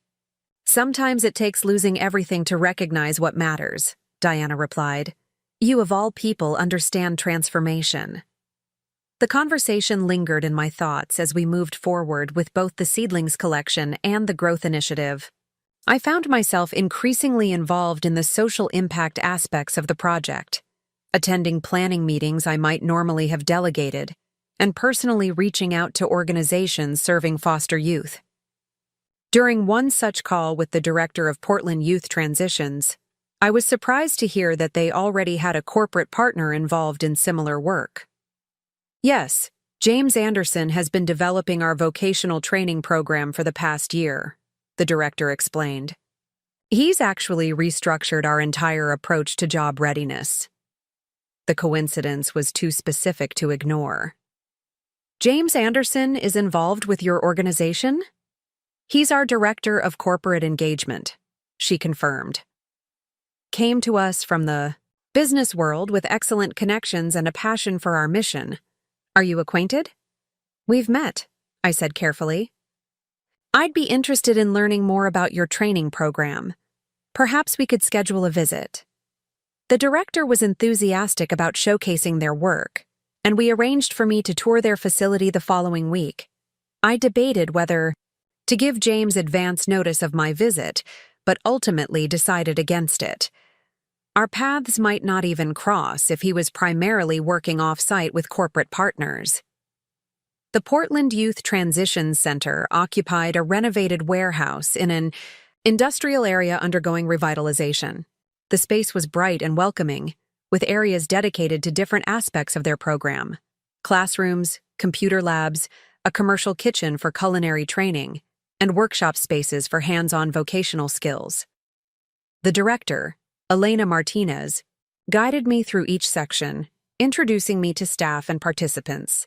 I was genuinely impressed by the comprehensive approach they had developed, addressing not just employment skills, but the full spectrum of challenges facing young adults transitioning from foster care to independence.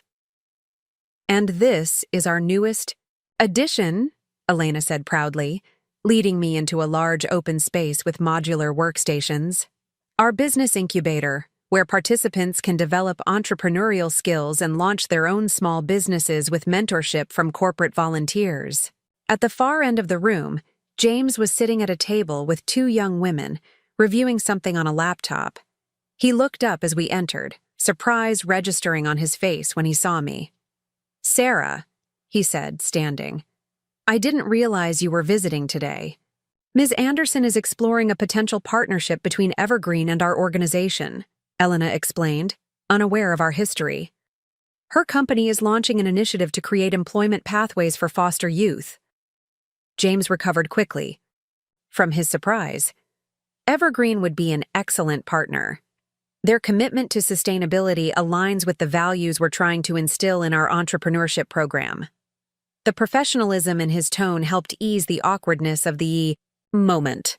Elena introduced the young women as Deja and Kimberly, participants developing a business plan for a mobile beauty service targeting seniors in assisted living facilities. "James has been helping us with our financial projections," Deja explained, "making sure we understand all the startup costs and how to price our services." I found myself genuinely curious. What inspired this particular business idea? "My grandmother was in a nursing home," Kimberly said. "She always talked about how much she missed getting her hair done regularly. It was about dignity for her, not just beauty." The conversation flowed naturally from there, with the young women enthusiastically sharing their research and plans. Their passion was infectious, and I found myself offering suggestions about marketing and customer retention based on Evergreen's experience. Throughout the exchange, I was acutely aware of James's presence, his attentive listening, the thoughtful questions he posed to help Deja and Kimberly refine their thinking. This patient, nurturing approach was entirely at odds with the dismissive attitude he had once shown toward my own business aspirations. After the young women left to attend a scheduled workshop, Elena excused herself to take a phone call, leaving James and me alone in the incubator space. "You seem surprised," he said after a moment of silence. "I am," I admitted. "This isn't the career path I would have predicted for you." He smiled slightly. "It wasn't exactly in my 5-year plan either." "What happened?" I asked, genuinely curious about the transformation. James gestured to the workstations around us. "After Woodland failed, after Tiffany left, I had to take a hard look at what I really wanted. Status, money, the appearance of success. None of it brought me any actual satisfaction. He paused. Watching you build something meaningful, something that reflected your values, made me realize how hollow my own ambitions had been. So you decided to work with foster youth? Not immediately, he admitted. I was still trying to figure out my next business venture when a friend invited me to that charity auction, the one where Evergreen donated products. I ended up talking with some of the kids in the program, hearing their stories. His expression sobered. Many of them had experienced betrayal far worse than what I did to you. Yet they were still trying, still believing they could build something worthwhile from the ashes of their past. The sincerity in his voice was unmistakable. Whatever had led James to this work, his commitment to it now seemed genuine. I started volunteering, he continued. Just a few hours a week, helping with resume writing and interview skills. It felt useful in a way nothing in my previous career ever had. He smiled ruefully. When they offered me a staff position, I took a 90% pay cut from my last corporate job. Best decision I ever made.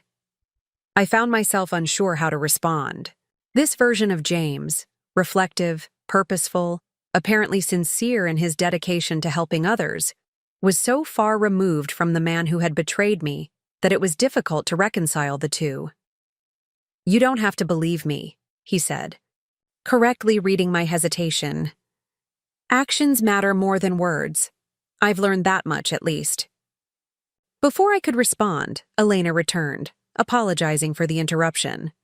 James, would you mind joining us for the rest of the tour? You could speak to some of the specific ways corporate partners can engage with our participants. The remainder of the visit was focused on practical matters, the structure of internship programs, mentorship opportunities, potential retail partnerships for products created by program participants.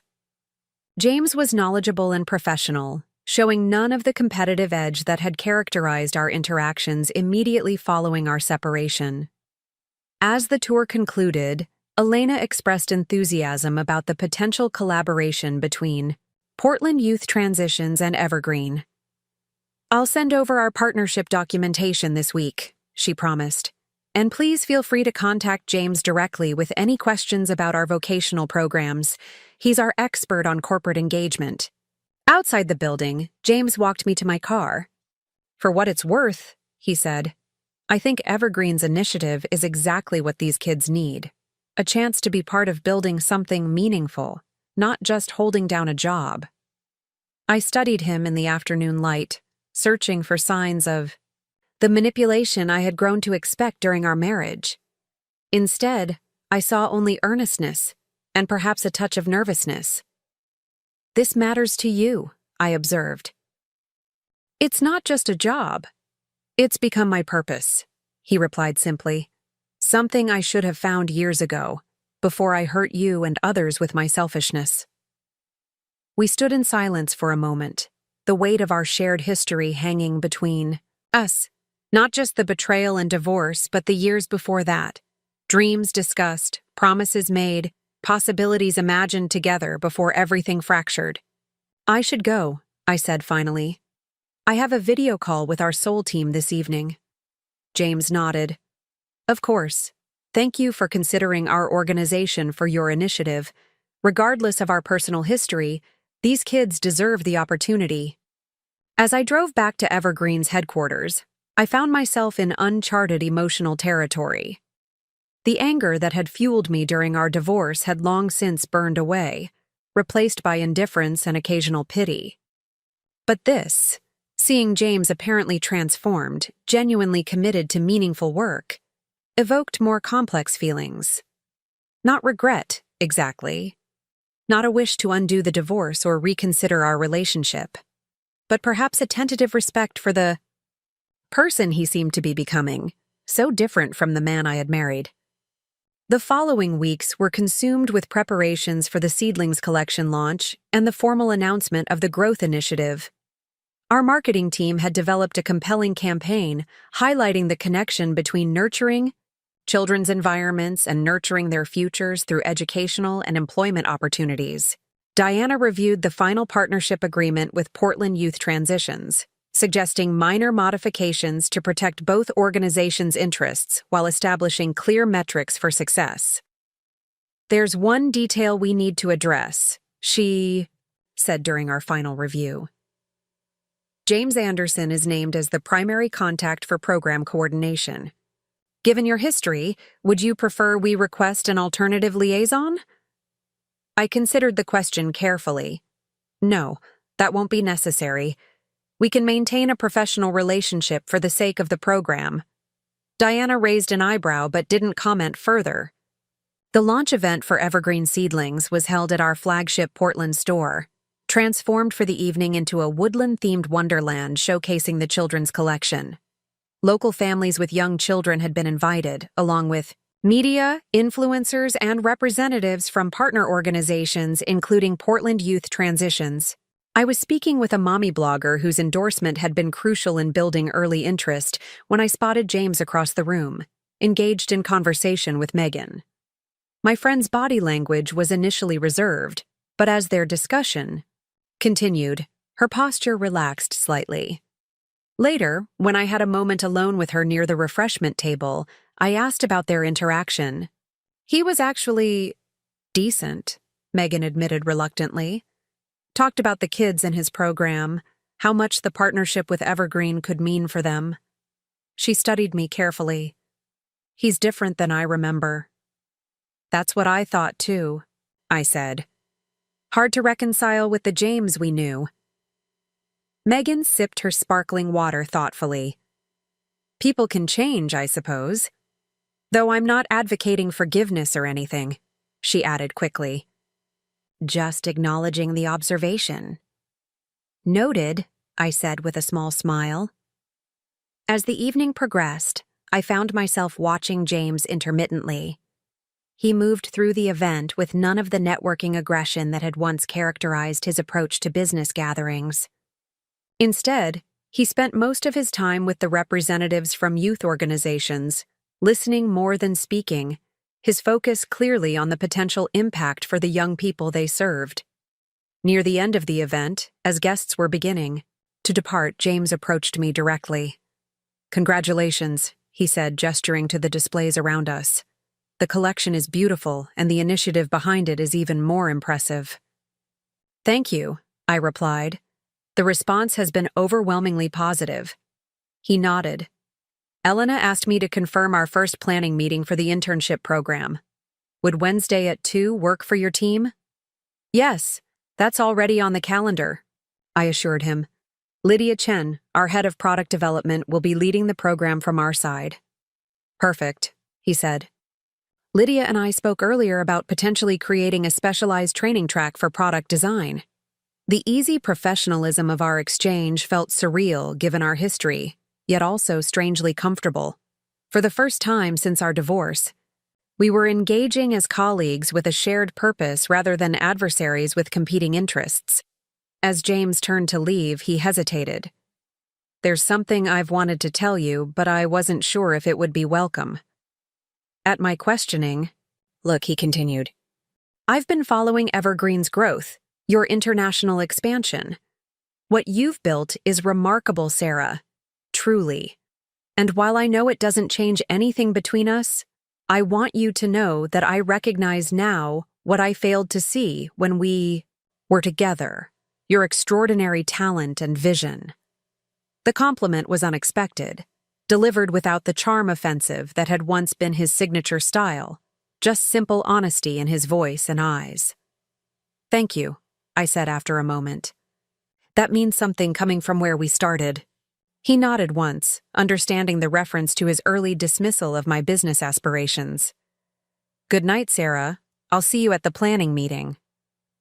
As the event concluded and the last guests departed, I found myself standing alone in the center of the store, surrounded by the physical manifestation of all I had built.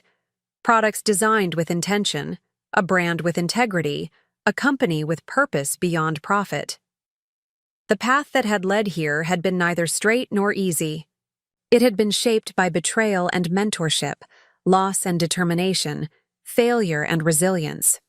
Each turn, Each obstacle, each unexpected ally had contributed to both the business Evergreen had become and the person I had become while building it. Outside, the Portland night was clear and cool, stars visible despite the city lights. I thought of Harold, imagining how he would have enjoyed this evening, the successful launch, the purposeful initiative, the elegant resolution of the conflict that had once threatened to define me. "You were right," I whispered to his memory as I gazed up at the constellation he had once pointed out to me during a late strategy session at his cabin.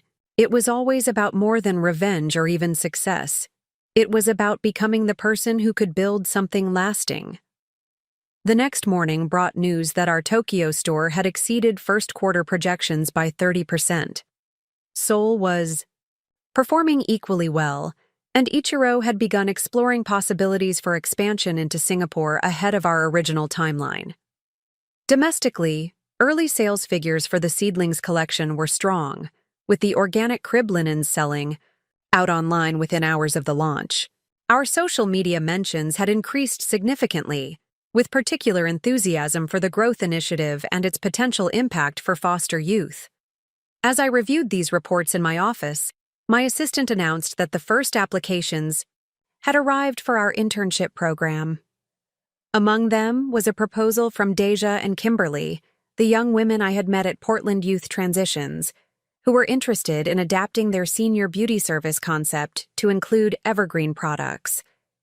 Their application was thoughtful and detailed, showing clear influence from both James's business guidance and their own lived experience. They had identified a genuine market need and developed a service model that addressed it with dignity and care. I made a note to have our product development team explore the possibility of creating a specialized line for senior care facilities, perhaps an extension of the Seedlings concept focused on the other end of the life cycle. Evergreen roots, perhaps, honoring the wisdom and needs of older generations. The idea felt right, a natural evolution of our brand ethos and another opportunity to create meaningful impact beyond commercial success. It would require new partnerships, additional research, careful product development. The challenges were significant but exciting. I opened my calendar to block time for initial concept development, scanning the upcoming weeks filled with meetings, calls with international teams, planning sessions for future growth. The business I had built to secure my independence had become something far larger, a vehicle for creativity, purpose, and positive change. My phone chimed with a text from Megan. "Lunch tomorrow to celebrate the successful launch? I'm thinking that new place on the waterfront." I smiled as I typed. My reply, "Perfect. I have some new ideas to run by you." Setting down my phone, I turned to the wall of windows overlooking Portland, the city where my journey had begun in a garage workshop and a broken marriage. So much had changed since then. The business, the relationships, my own understanding of what success truly meant. There would be challenges ahead, certainly. New markets to navigate, competitors to outmaneuver, innovations to develop. The path forward would have its own obstacles and unexpected turns, but I faced them now from a position of confidence rather than desperation, purpose rather than pain.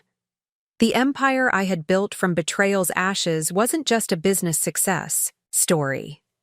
It was a testament to resilience, to growth beyond trauma, to the possibility of creating beauty and meaning from life's most difficult moments.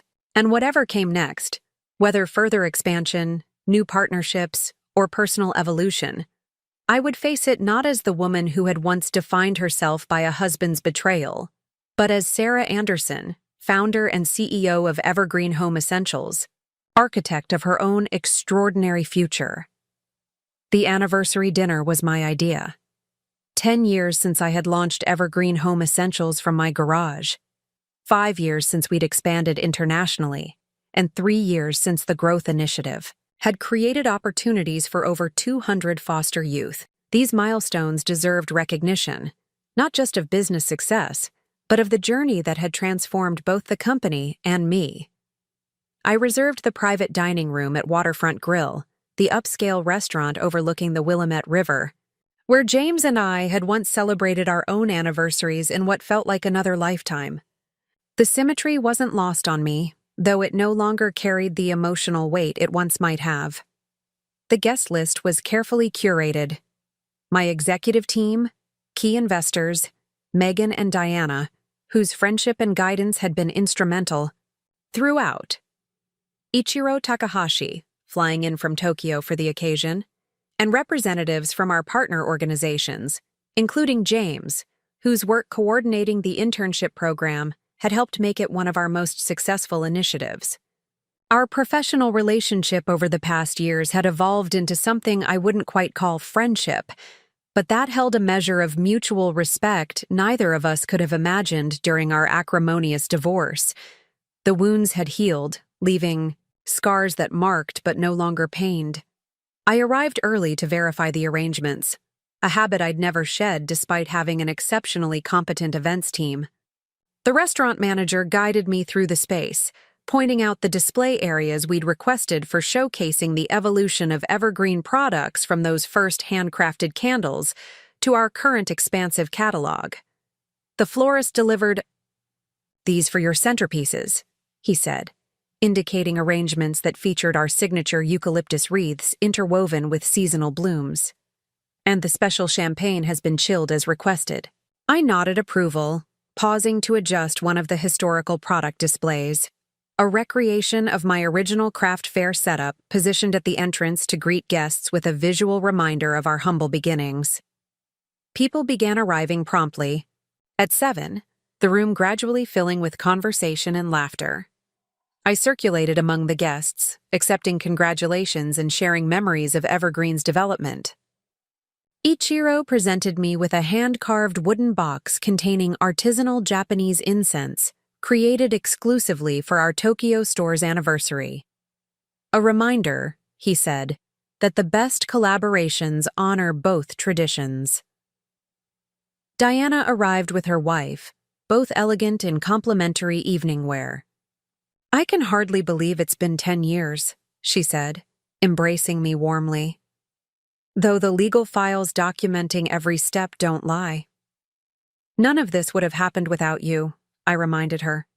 "Your foresight saved Evergreen before it was even fully formed." She smiled.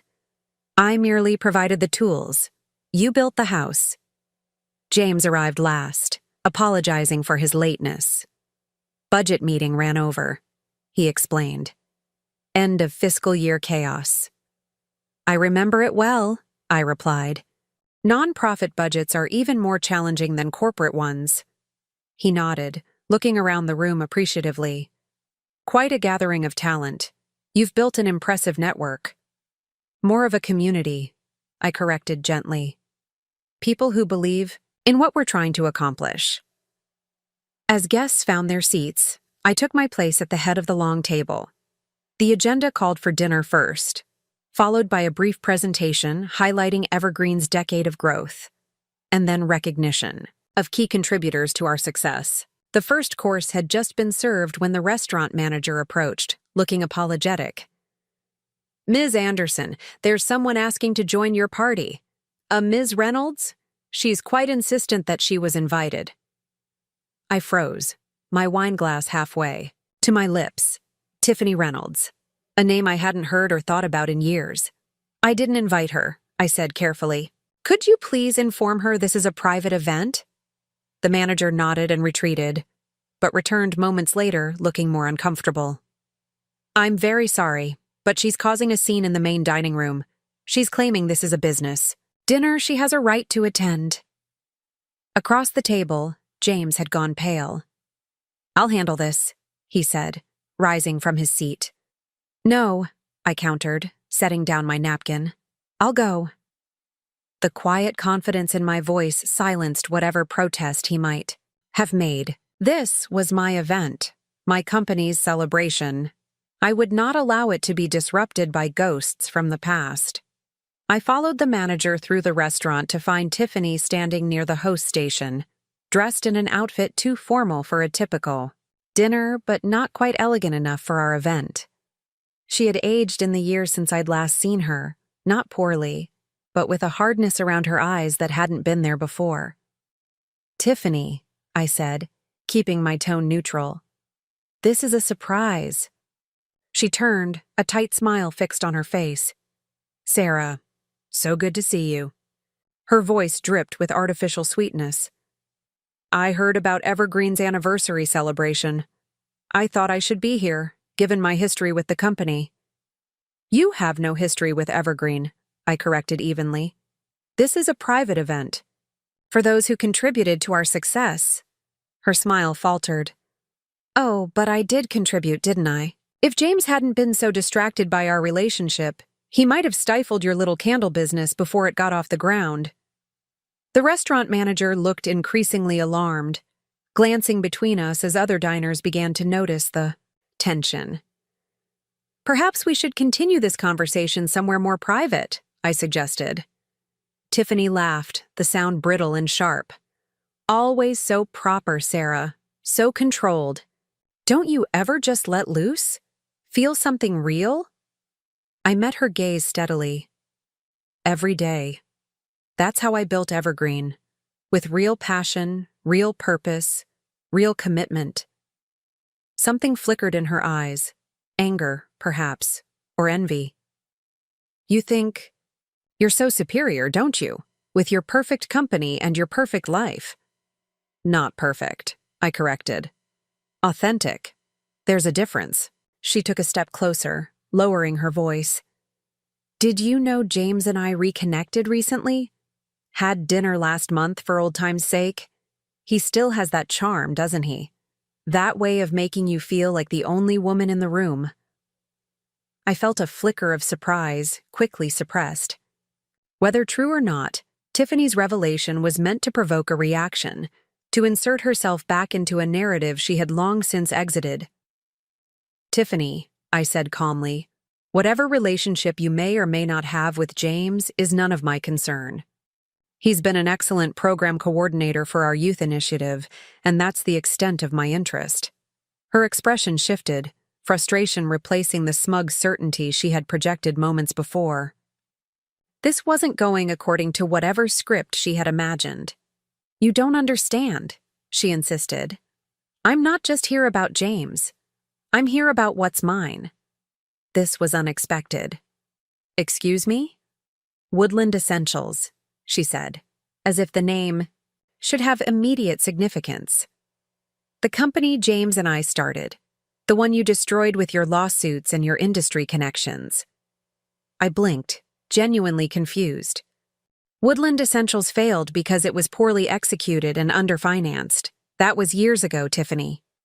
"It failed because you sabotaged us," she countered.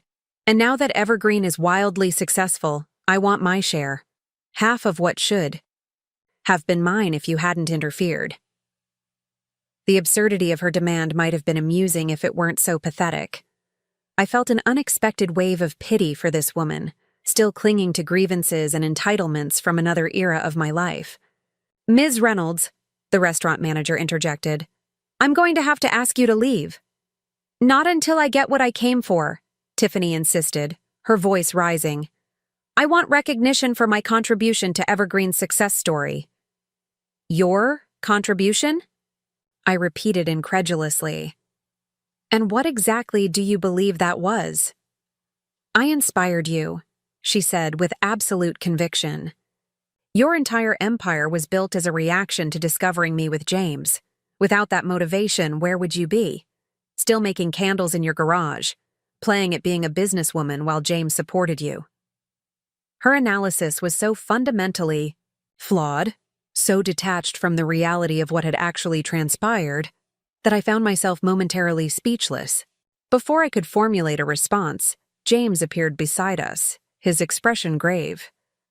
"Tiffany," he said quietly, "this isn't appropriate. These people are celebrating legitimate achievements." She whirled on him. "Don't pretend you're one of them now, James. These success stories always need a villain, and you played yours perfectly. But so did I, and I deserve credit." A small crowd of restaurant staff had gathered at a discreet distance, prepared to intervene if the situation escalated further. I could see curious diners watching from their tables, some openly staring, others pretending not to notice while clearly listening to every word. "Perhaps," I suggested to the manager, "we could use your office for a few minutes." He nodded. Quickly, relieved at the prospect of moving the disturbance out of public view. "Of course, right this way." The office was small but private, with a desk and several chairs. James closed the door behind us, creating a bubble of tense silence after the murmuring backdrop of the restaurant. "What's this really about, Tiffany?" he asked directly. "We haven't spoken in over 2 years, and suddenly you're showing up at Sarah's business event making claims about Evergreen?" Tiffany sank into one of the chairs, her bravado faltering slightly. "You don't understand what it's been like watching from the sidelines. Seeing her succeed while She trailed off. "While you what?" I prompted, genuinely curious now about whatever narrative she had constructed. "While I struggled to rebuild after Woodland failed," she finished. "Do you know how hard it is to be associated with a failed business venture in this town? The doors that close when your name is linked to James Anderson's spectacular flop?" I considered her words carefully. "That must have been difficult," I acknowledged. "But it has nothing to do with me or with Evergreen." "It has everything to do with you," she insisted. "You were supposed to be the sad ex-wife, the one left behind. Instead, you became this success story. This feminist icon building an empire while poor betrayed Sarah rose from the ashes." The distortion in her perspective was both fascinating and disturbing. In Tiffany's version of events, I had somehow stolen a narrative that rightfully belonged to her, cast her as villain in a story where she should have been triumphant heroine. "Tiffany," I said gently, "my success wasn't about you. It wasn't even about James, ultimately. It was about creating something meaningful, something that reflected my values and vision." She shook her head dismissively. "Save the inspirational speeches for your TED Talk, Sarah. I know better. You built Evergreen to prove James wrong, to show him what he lost when he chose me." James cleared his throat. "That might have been how it started," he admitted. "But Sarah's accomplishments go far beyond reacting to what happened between us." He met my eyes briefly. I learned that the hard way. Tiffany looked between us, her expression hardening. "So that's it? You're both on the same side now? The reformed cheater and the successful entrepreneur united in your superiority?" "There are no sides," I said, feeling suddenly weary of this conversation. "Just people who made choices and lived with the consequences." She laughed bitterly. "Easy to say when your consequences led to millions in revenue and magazine features. Mine led to industry blacklisting and financial ruin." A knock at the door interrupted whatever response I might have offered. The restaurant manager opened it cautiously. "Excuse me, Ms. Anderson, but your guests are wondering about your return. Should I inform them there will be a delay?" I looked at Tiffany, at the mixture of anger and desperation in her expression, and made a decision. "No, that won't be necessary. We're concluding our conversation now." Tiffany stood abruptly. "So that's it?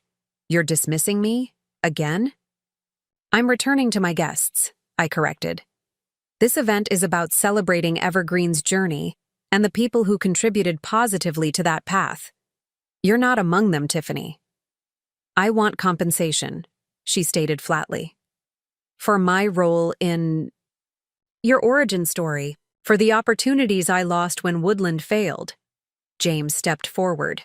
"Tiffany, you need to stop this. You have no legal claim to anything related to Evergreen." "It's not about legality," she snapped. "It's about fairness, about acknowledging that without me there would be no Evergreen empire." I studied her for a long moment, recognizing the particular desperation of someone whose narrative about their own life has crumbled under the weight of reality.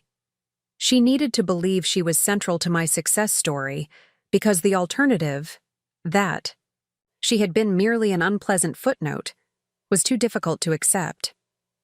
"Tiffany," I said finally, "I do acknowledge that discovering your affair with James was a catalyst for change in my life. But catalysts aren't creators. They simply accelerate reactions already primed to occur." Her expression remained obstinate. "I want half. Half of what you built on the foundation of that catalyst." The absurdity of her demand might have angered me once. Now it merely reinforced how profoundly our paths had diverged. "What I built," I said quietly, "was built on talent, hard work, vision, and the support of countless people who believed in Evergreen's potential. None of that had anything to do with you." James placed a hand on Tiffany's shoulder. "It's time to go. I'll call you a car." She shrugged off his touch. "Don't bother. I'm perfectly capable of seeing myself out." She gathered her purse, pausing at the door to deliver what she clearly imagined would be a parting shot. "This isn't over, Sarah. People should know the real story behind Evergreen's success." After she left, James and I stood in awkward silence. Finally, he spoke. "I'm sorry about that. I had no idea she would show up here." "Did you really have dinner with her last month?" I asked, curious rather than concerned. He looked surprised by the question. "No, I haven't seen Tiffany in years, not since Woodland folded." I nodded, unsurprised by the confirmation that she had fabricated the connection. "We should get back to the dinner." As we walked toward the private dining room, James hesitated. "For what it's worth, she was wrong about one thing in particular. You would have built something remarkable regardless of what happened between us. Maybe not Evergreen exactly as it exists now, but something equally meaningful." The observation caught me off guard. Not because it was untrue, but because it reflected a level of insight I wouldn't have expected from the James I had married. "Thank you for saying that," I said simply. The anniversary dinner continued. Without further disruption, though I noticed curious glances from guests who had obviously registered my extended absence. Megan raised an eyebrow questioningly when I returned to my seat, but I shook my head slightly, promising with a look to explain later. The presentation highlighting Evergreen's decade of growth proceeded as planned, showcasing the evolution from local artisan crafts to international lifestyle brand. Photos of our first warehouse, our flagship store opening, the Tokyo launch, and the Seedlings collection debut illustrated the company's remarkable trajectory. When it came time to recognize key contributors, I found myself making a small, but significant change to my prepared remarks. Success stories often focus on singular vision and individual determination, I began. And while those elements certainly played a role in Evergreen's development, the truth is more complex and, I think, more interesting. I scanned the faces around the table, my executive team who had executed the vision with excellence, Diana, whose legal acumen had protected what we built, Megan, whose unwavering friendship had sustained me through challenges, Ichiro, whose international expertise had expanded our horizons, and even James, whose betrayal had inadvertently set the entire journey in motion. Evergreen exists today because of catalysts and collaborators, challenges and champions. Some contributed knowingly, with purpose and dedication. I smiled at Harold's empty chair, which I had insisted on including at the table. Others played roles they never intended or recognized. James met my gaze, understanding the subtle reference. But all are part of the authentic story, not the sanitized version we might present in marketing materials or business school case studies, but the messy human narrative of transformation and growth. The speech continued with specific acknowledgments of individual contributions, culminating in a toast to Evergreen's future, the new initiatives under development, the expanding market presence, the growing impact of our social programs. After the formal program concluded and dessert was served, guests mingled around the room, examining the product displays and sharing memories of Evergreen's evolution. I found myself standing beside the recreation of my original craft fair booth, remembering the woman I had been then, passionate about creating beautiful objects but with no concept of the business I would eventually build. "Penny for your thoughts," Megan said, joining me. "Just reflecting on distance traveled," I replied. "From there to here." She nodded. "So are you going to tell me what the dramatic exit was about earlier?" The staff was buzzing about some woman, causing a scene. I smiled ruefully. Tiffany Reynolds made a surprise appearance. Apparently, she believes she deserves credit and compensation for inspiring Evergreen's creation. Megan's eyes widened. "You're kidding. After all these years? What did she expect? A place at the head table?" "More like a place on the balance sheet," I said. "She wanted half of what she believes I built because of her affair with James." "The audacity," Megan muttered. "As if you would have remained a small-time crafter without their betrayal. She clearly never understood your potential." "Few people did back then," I reminded her, "including me." Megan's expression softened. "I did. From the first time you showed me those handmade candles, I knew you were capable of more than you realized." I squeezed her hand gratefully. "You were ahead of the curve." As the evening drew to a close, guests began departing with final congratulations and expressions of appreciation for the celebration. Diana and her wife lingered to help me gather the personal mementos I had brought for the historical display. "Quite an evening," Diana observed, "even with the unexpected dramatics." "You heard about that?" She smiled. "I'm a lawyer, Sarah. I have highly tuned gossip receptors." I laughed, carefully wrapping the original Evergreen logo sketch Harold had helped me refine. It was surreal, like being confronted by a ghost from another lifetime. "Some people can't move forward," Diana said thoughtfully. "They remain fixated on reimagining the past rather than creating a better future." I almost felt sorry for her, I admitted, to still be so consumed by something that happened years ago, to believe her identity is tied to a relationship that failed. Diana studied me with approval. "That perspective is why you've been able to build what you have, Sarah. You've always focused on creation rather than grievance." We finished packing the display items as the restaurant staff began clearing tables. James approached as Diana and her wife said their goodbyes, offering to help carry the remaining boxes to my car. "That's not necessary," I assured him. "The event team can manage." He nodded, seeming relieved not to have to navigate further awkwardness after the evening's earlier confrontation. "It was a lovely celebration. You should be proud of what you've accomplished." "Thank you for your work." "With the growth initiative," I said sincerely.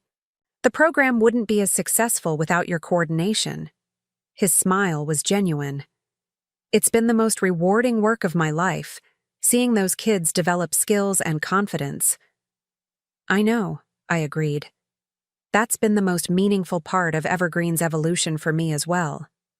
We stood for a moment in surprisingly comfortable silence, two people who had wounded each other deeply, now connected by a shared commitment to something larger than themselves. "Well," he said finally, "congratulations again. 10 remarkable years." As he turned to leave, I found myself saying, "James?" He paused, looking back questioningly. "For what it's worth, I think Harold would have been proud of your work with the foster youth, of the person you've become."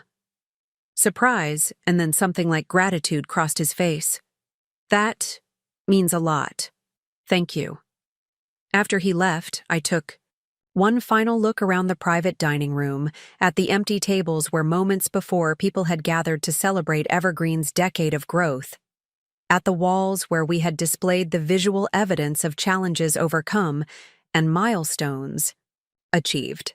Tiffany's intrusion had been an unexpected reminder of how far I had traveled from that devastating moment of discovery in our kitchen, from the desperate determination that had driven my early business decisions, from the anger that had once fueled my ambition.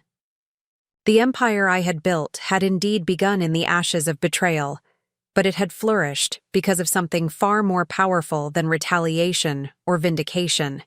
It had grown through vision, through purpose, through connection with others who shared my values and aspirations. Outside, the night air was cool against my skin as I waited for the valet to bring my car. The Portland skyline sparkled across the river, lights reflecting on the dark water like stars fallen to earth. Somewhere in that glittering landscape was Evergreen's headquarters, where tomorrow I would continue the work of leading the company into its second decade, not as the wounded wife seeking independence, but as the confident CEO charting a course toward greater impact and innovation. Tiffany's demand for half of what I had built reflected a fundamental misunderstanding of what Evergreen truly was. Not simply a business or even a brand, but a manifestation of my highest values and deepest purpose. Not a reaction to betrayal, but a creation born from the discovery of my own capacity to envision and build something meaningful. The valet arrived with my car, opening the door with a respectful nod. As I drove through the quiet streets toward home, I felt a profound sense of completion, not of Evergreen's journey, which continued to unfold in exciting new directions, but of the personal transformation that had begun that Thanksgiving day when I discovered James's betrayal.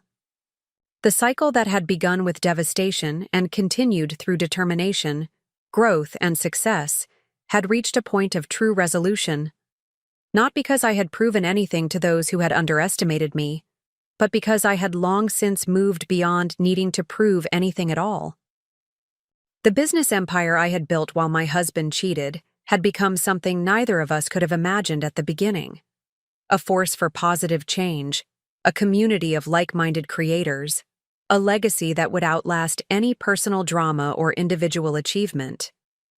And that, I reflected as I turned into the driveway of the home I had designed and built for myself, was the most profound victory of all. Not over James or Tiffany or anyone who had doubted my potential, but over the limitations I had once accepted for myself before discovering the full measure of my own capabilities. Tomorrow would bring new challenges, new opportunities, new chapters in Evergreen's continuing story. I would face them not as someone defined by past wounds, but as a woman who had discovered her power to transform difficulty into possibility, betrayal into beauty, endings into remarkable new beginnings. Morning sunlight filtered through the floor-to-ceiling windows of my office, illuminating the architectural models arranged on the conference table. The Evergreen Urban Living Initiative, our most ambitious project to date, was taking physical form in these meticulously crafted miniatures. The rooftop gardens incorporate rainwater collection systems, explained Miguel, our lead sustainability architect, pointing to one of the models. Each residential unit will have access to growing space, and we've designed the central courtyard as a community harvest area. I circled the table, examining the models from different angles. 3 mixed-use developments in previously neglected neighborhoods, each combining affordable housing, retail spaces featuring evergreen products, workshops for vocational training, and integrated green spaces. What about the commercial kitchens? I asked. Are they still positioned to be shared resources? Lydia nodded, highlighting that section of the model. Yes, residents can reserve time for personal use, but we've also structured them to accommodate the culinary training program. The Urban Living Initiative represented everything Evergreen had evolved to become over the past 15 years. Not just a home goods company, but a holistic force for positive change in the communities we served. The housing developments would provide sustainable living spaces for graduates of our vocational programs, create employment opportunities through the retail spaces, and serve as living laboratories for environmentally conscious urban design. Timeline? I asked, returning to my seat at the head of the table. We break ground on the first site next month, Miguel replied. The other 2 will follow at 3-month intervals. All 3 should be completed within 2 years, assuming no major permitting delays. Diana's already working with city officials to streamline the approval process, I assured him. This initiative aligns perfectly with their affordable housing goals. After reviewing the budget projections and marketing strategy, I dismissed the team with congratulations on their excellent work. As they filed out, Megan remained behind, studying the models with obvious admiration. From candles to community development, she mused. Quite the evolution. I smiled, joining her at the table. Hard to believe sometimes. Not for me, she countered. I always knew you'd do something extraordinary. She glanced at her watch. Speaking of which, we should leave soon if we're going to make it to the ceremony on time. The ceremony. Despite months of preparation, it still didn't feel quite real. Give me 15 minutes to finish a few emails, I requested. Then we can head out. Alone in my office, I found myself drawn not to my computer, but to the window overlooking Portland. The city had changed dramatically since I'd started Evergreen, as had I. The angry, wounded woman determined to prove her worth had given way to someone more contemplative, more focused on legacy than vindication. The Governor's Award for Business Innovation and Social Impact was a recognition not just of Evergreen's commercial success, but of our broader contributions to Oregon's economic and social landscape.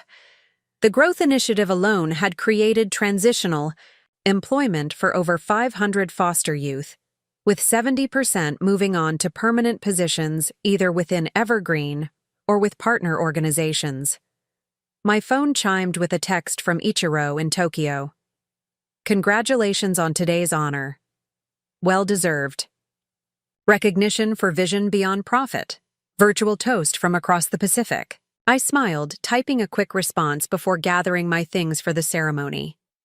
Ichiro had become not just a business partner, but a valued friend and advisor, his perspective helping to shape Evergreen's international presence with cultural sensitivity and authentic connection to each market we entered. Megan was waiting by the elevator, elegant in a forest green dress we'd designed as part of Evergreen's sustainable fashion line, a recent expansion that had surprised even our most optimistic market analysts with its immediate success. Ready?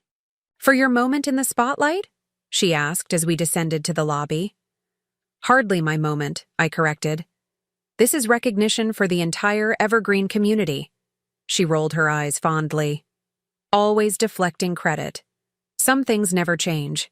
The ceremony was being held at the state capitol, an hour's drive that gave me time to review my acceptance speech. I had deliberately kept it brief, focusing on the collaborative nature of Evergreen's achievements rather than my personal journey. As we approached Salem, Megan glanced at me. Have you heard from James? Will he be there today? The question didn't surprise me. As coordinator of the Growth Initiative's educational components, James had been instrumental in developing the apprenticeship programs the governor specifically mentioned in the award citation. He's presenting at a conference in Seattle, I replied. Sent his congratulations yesterday. Our professional relationship had remained cordial over the years, evolving into something resembling mutual respect. We would never be friends in the conventional sense, but we had found a way to work together effectively on initiatives that mattered to both of us. The Capitol building gleamed in the afternoon sun, its distinctive gold pioneer statue visible from blocks away. As we pulled into the reserved parking area, I noticed reporters gathering near the entrance, cameras ready to capture arrivals for the ceremony. Looks like quite the media turnout, Megan observed. I nodded, mentally preparing for the interviews that would inevitably follow the award presentation. Public recognition had become an increasingly common aspect of my role as Evergreen expanded, though I still preferred focusing on the work itself rather than the accolades it generated. Inside, the ceremony space was already filling with state officials, business leaders, and representatives from the social impact organizations being recognized alongside Evergreen. I greeted several familiar faces, including Elena Martinez from Portland Youth Transitions, whose early partnership with our Growth Initiative had helped establish its credibility.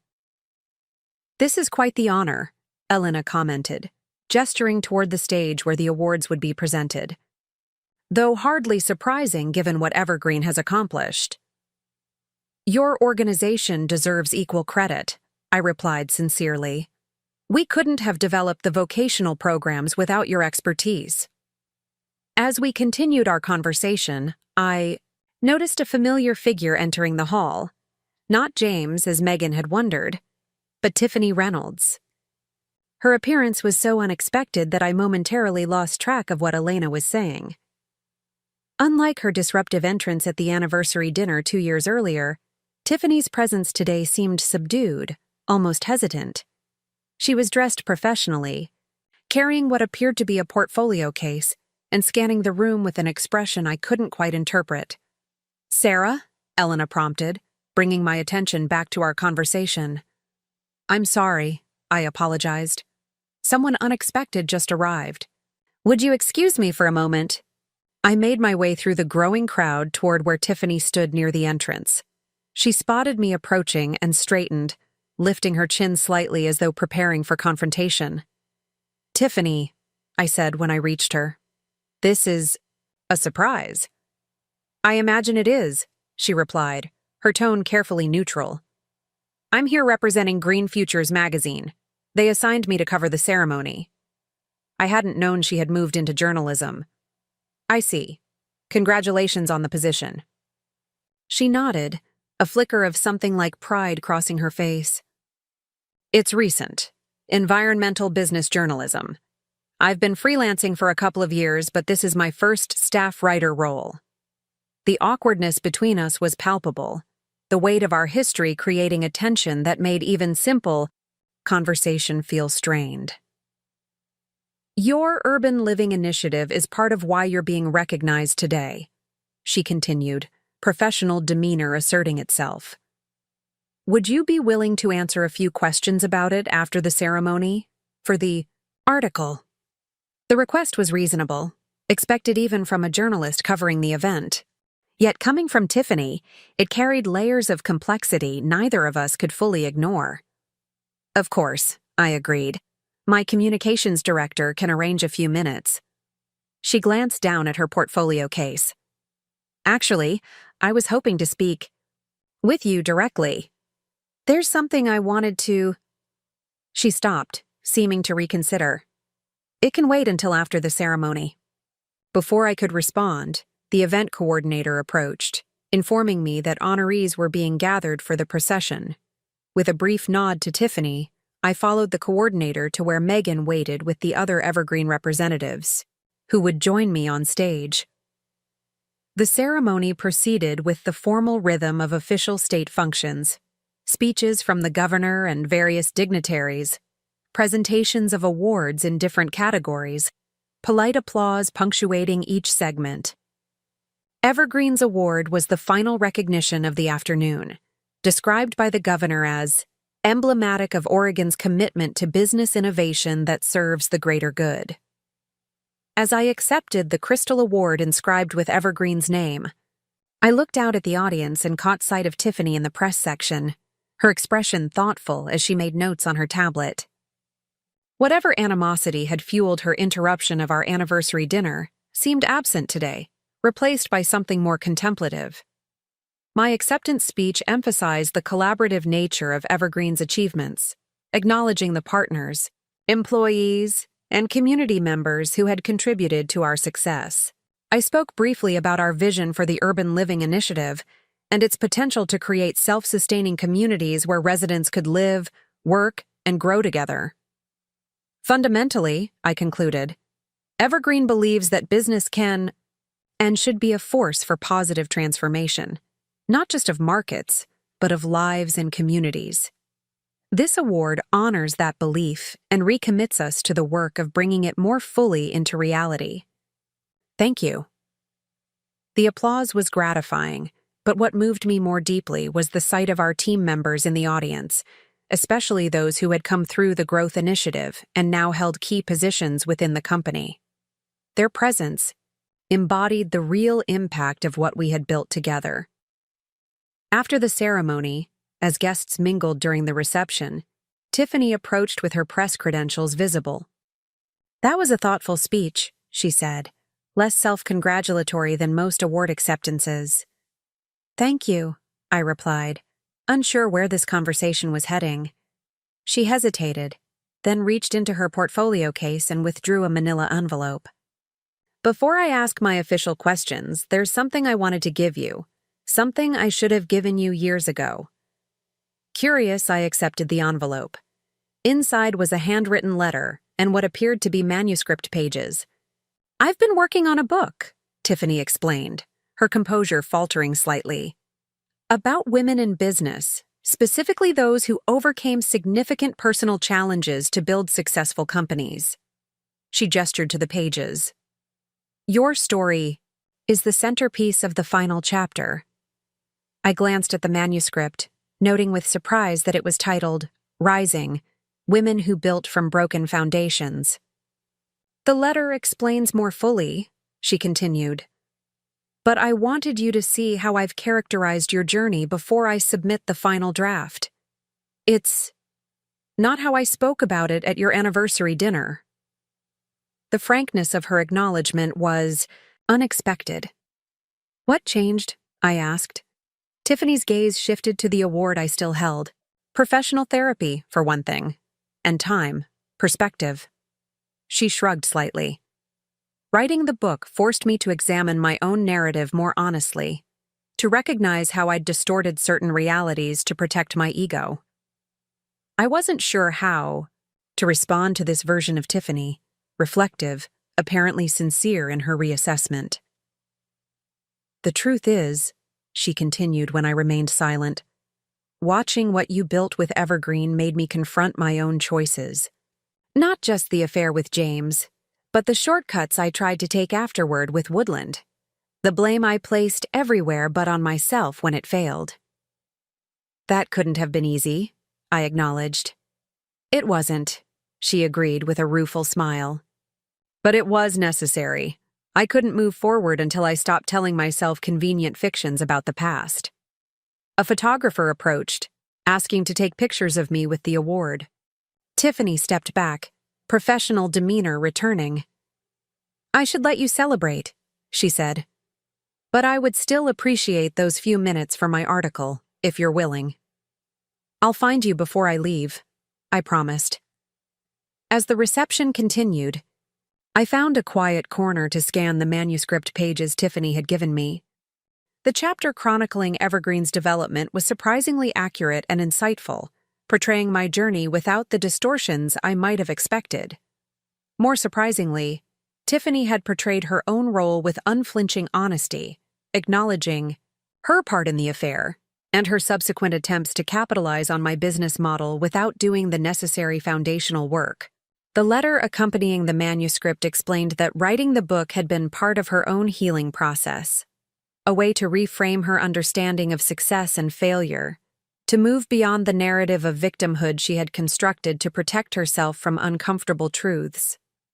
By the time I found Tiffany again for the promised interview, I had gained a new perspective on our complicated history. The questions she asked about the Urban Living Initiative were thoughtful and well-researched, focused on the social impact aspects rather than just the business metrics. As we concluded, she closed her tablet and looked at me directly. "For whatever it's worth, I admire what you've built, Sarah. Not just the company, but the person you've become while building it."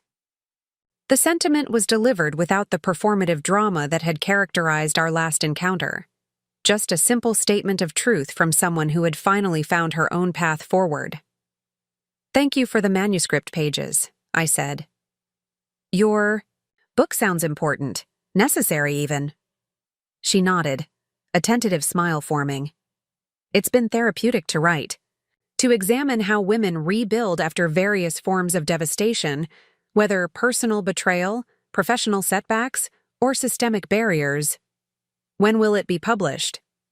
"Early next year, if all goes according to schedule." She hesitated. Would you be willing to provide a quote for the cover? After you've read the full manuscript, of course." The request represented a remarkable evolution in our relationship, from adversaries to something approaching mutual professional respect. "Send me the complete draft," I agreed. "I'd be happy to consider it." As Tiffany departed and I rejoined the Evergreen team for photographs with the governor, I found myself reflecting on the unexpected symmetry of the day. An award recognizing how far Evergreen had come, coupled with an interaction that illustrated how far I had come personally in moving beyond the wounds that had once defined me. Later that evening, as we drove back to Portland with the Crystal Award securely boxed on the back seat, Megan asked about my conversation with Tiffany.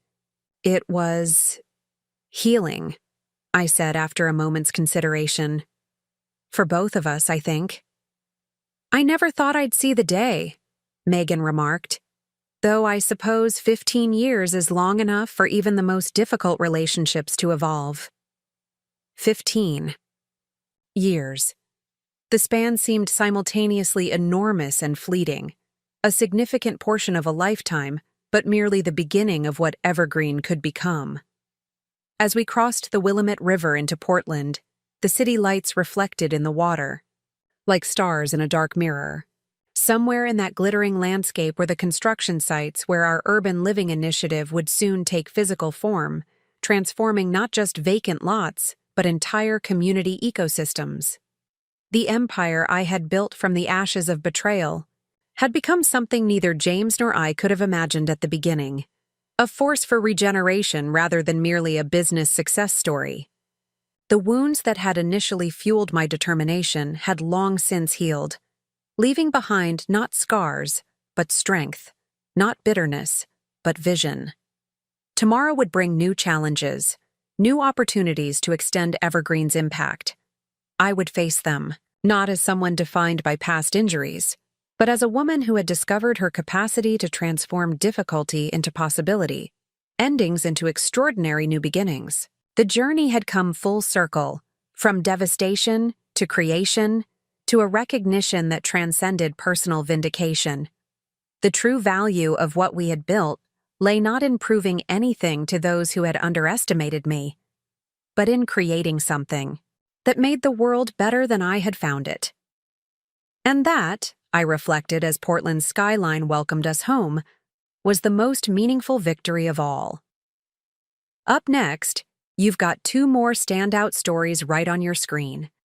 If this one hit the mark, you won't want to pass these up. Just click and check them out.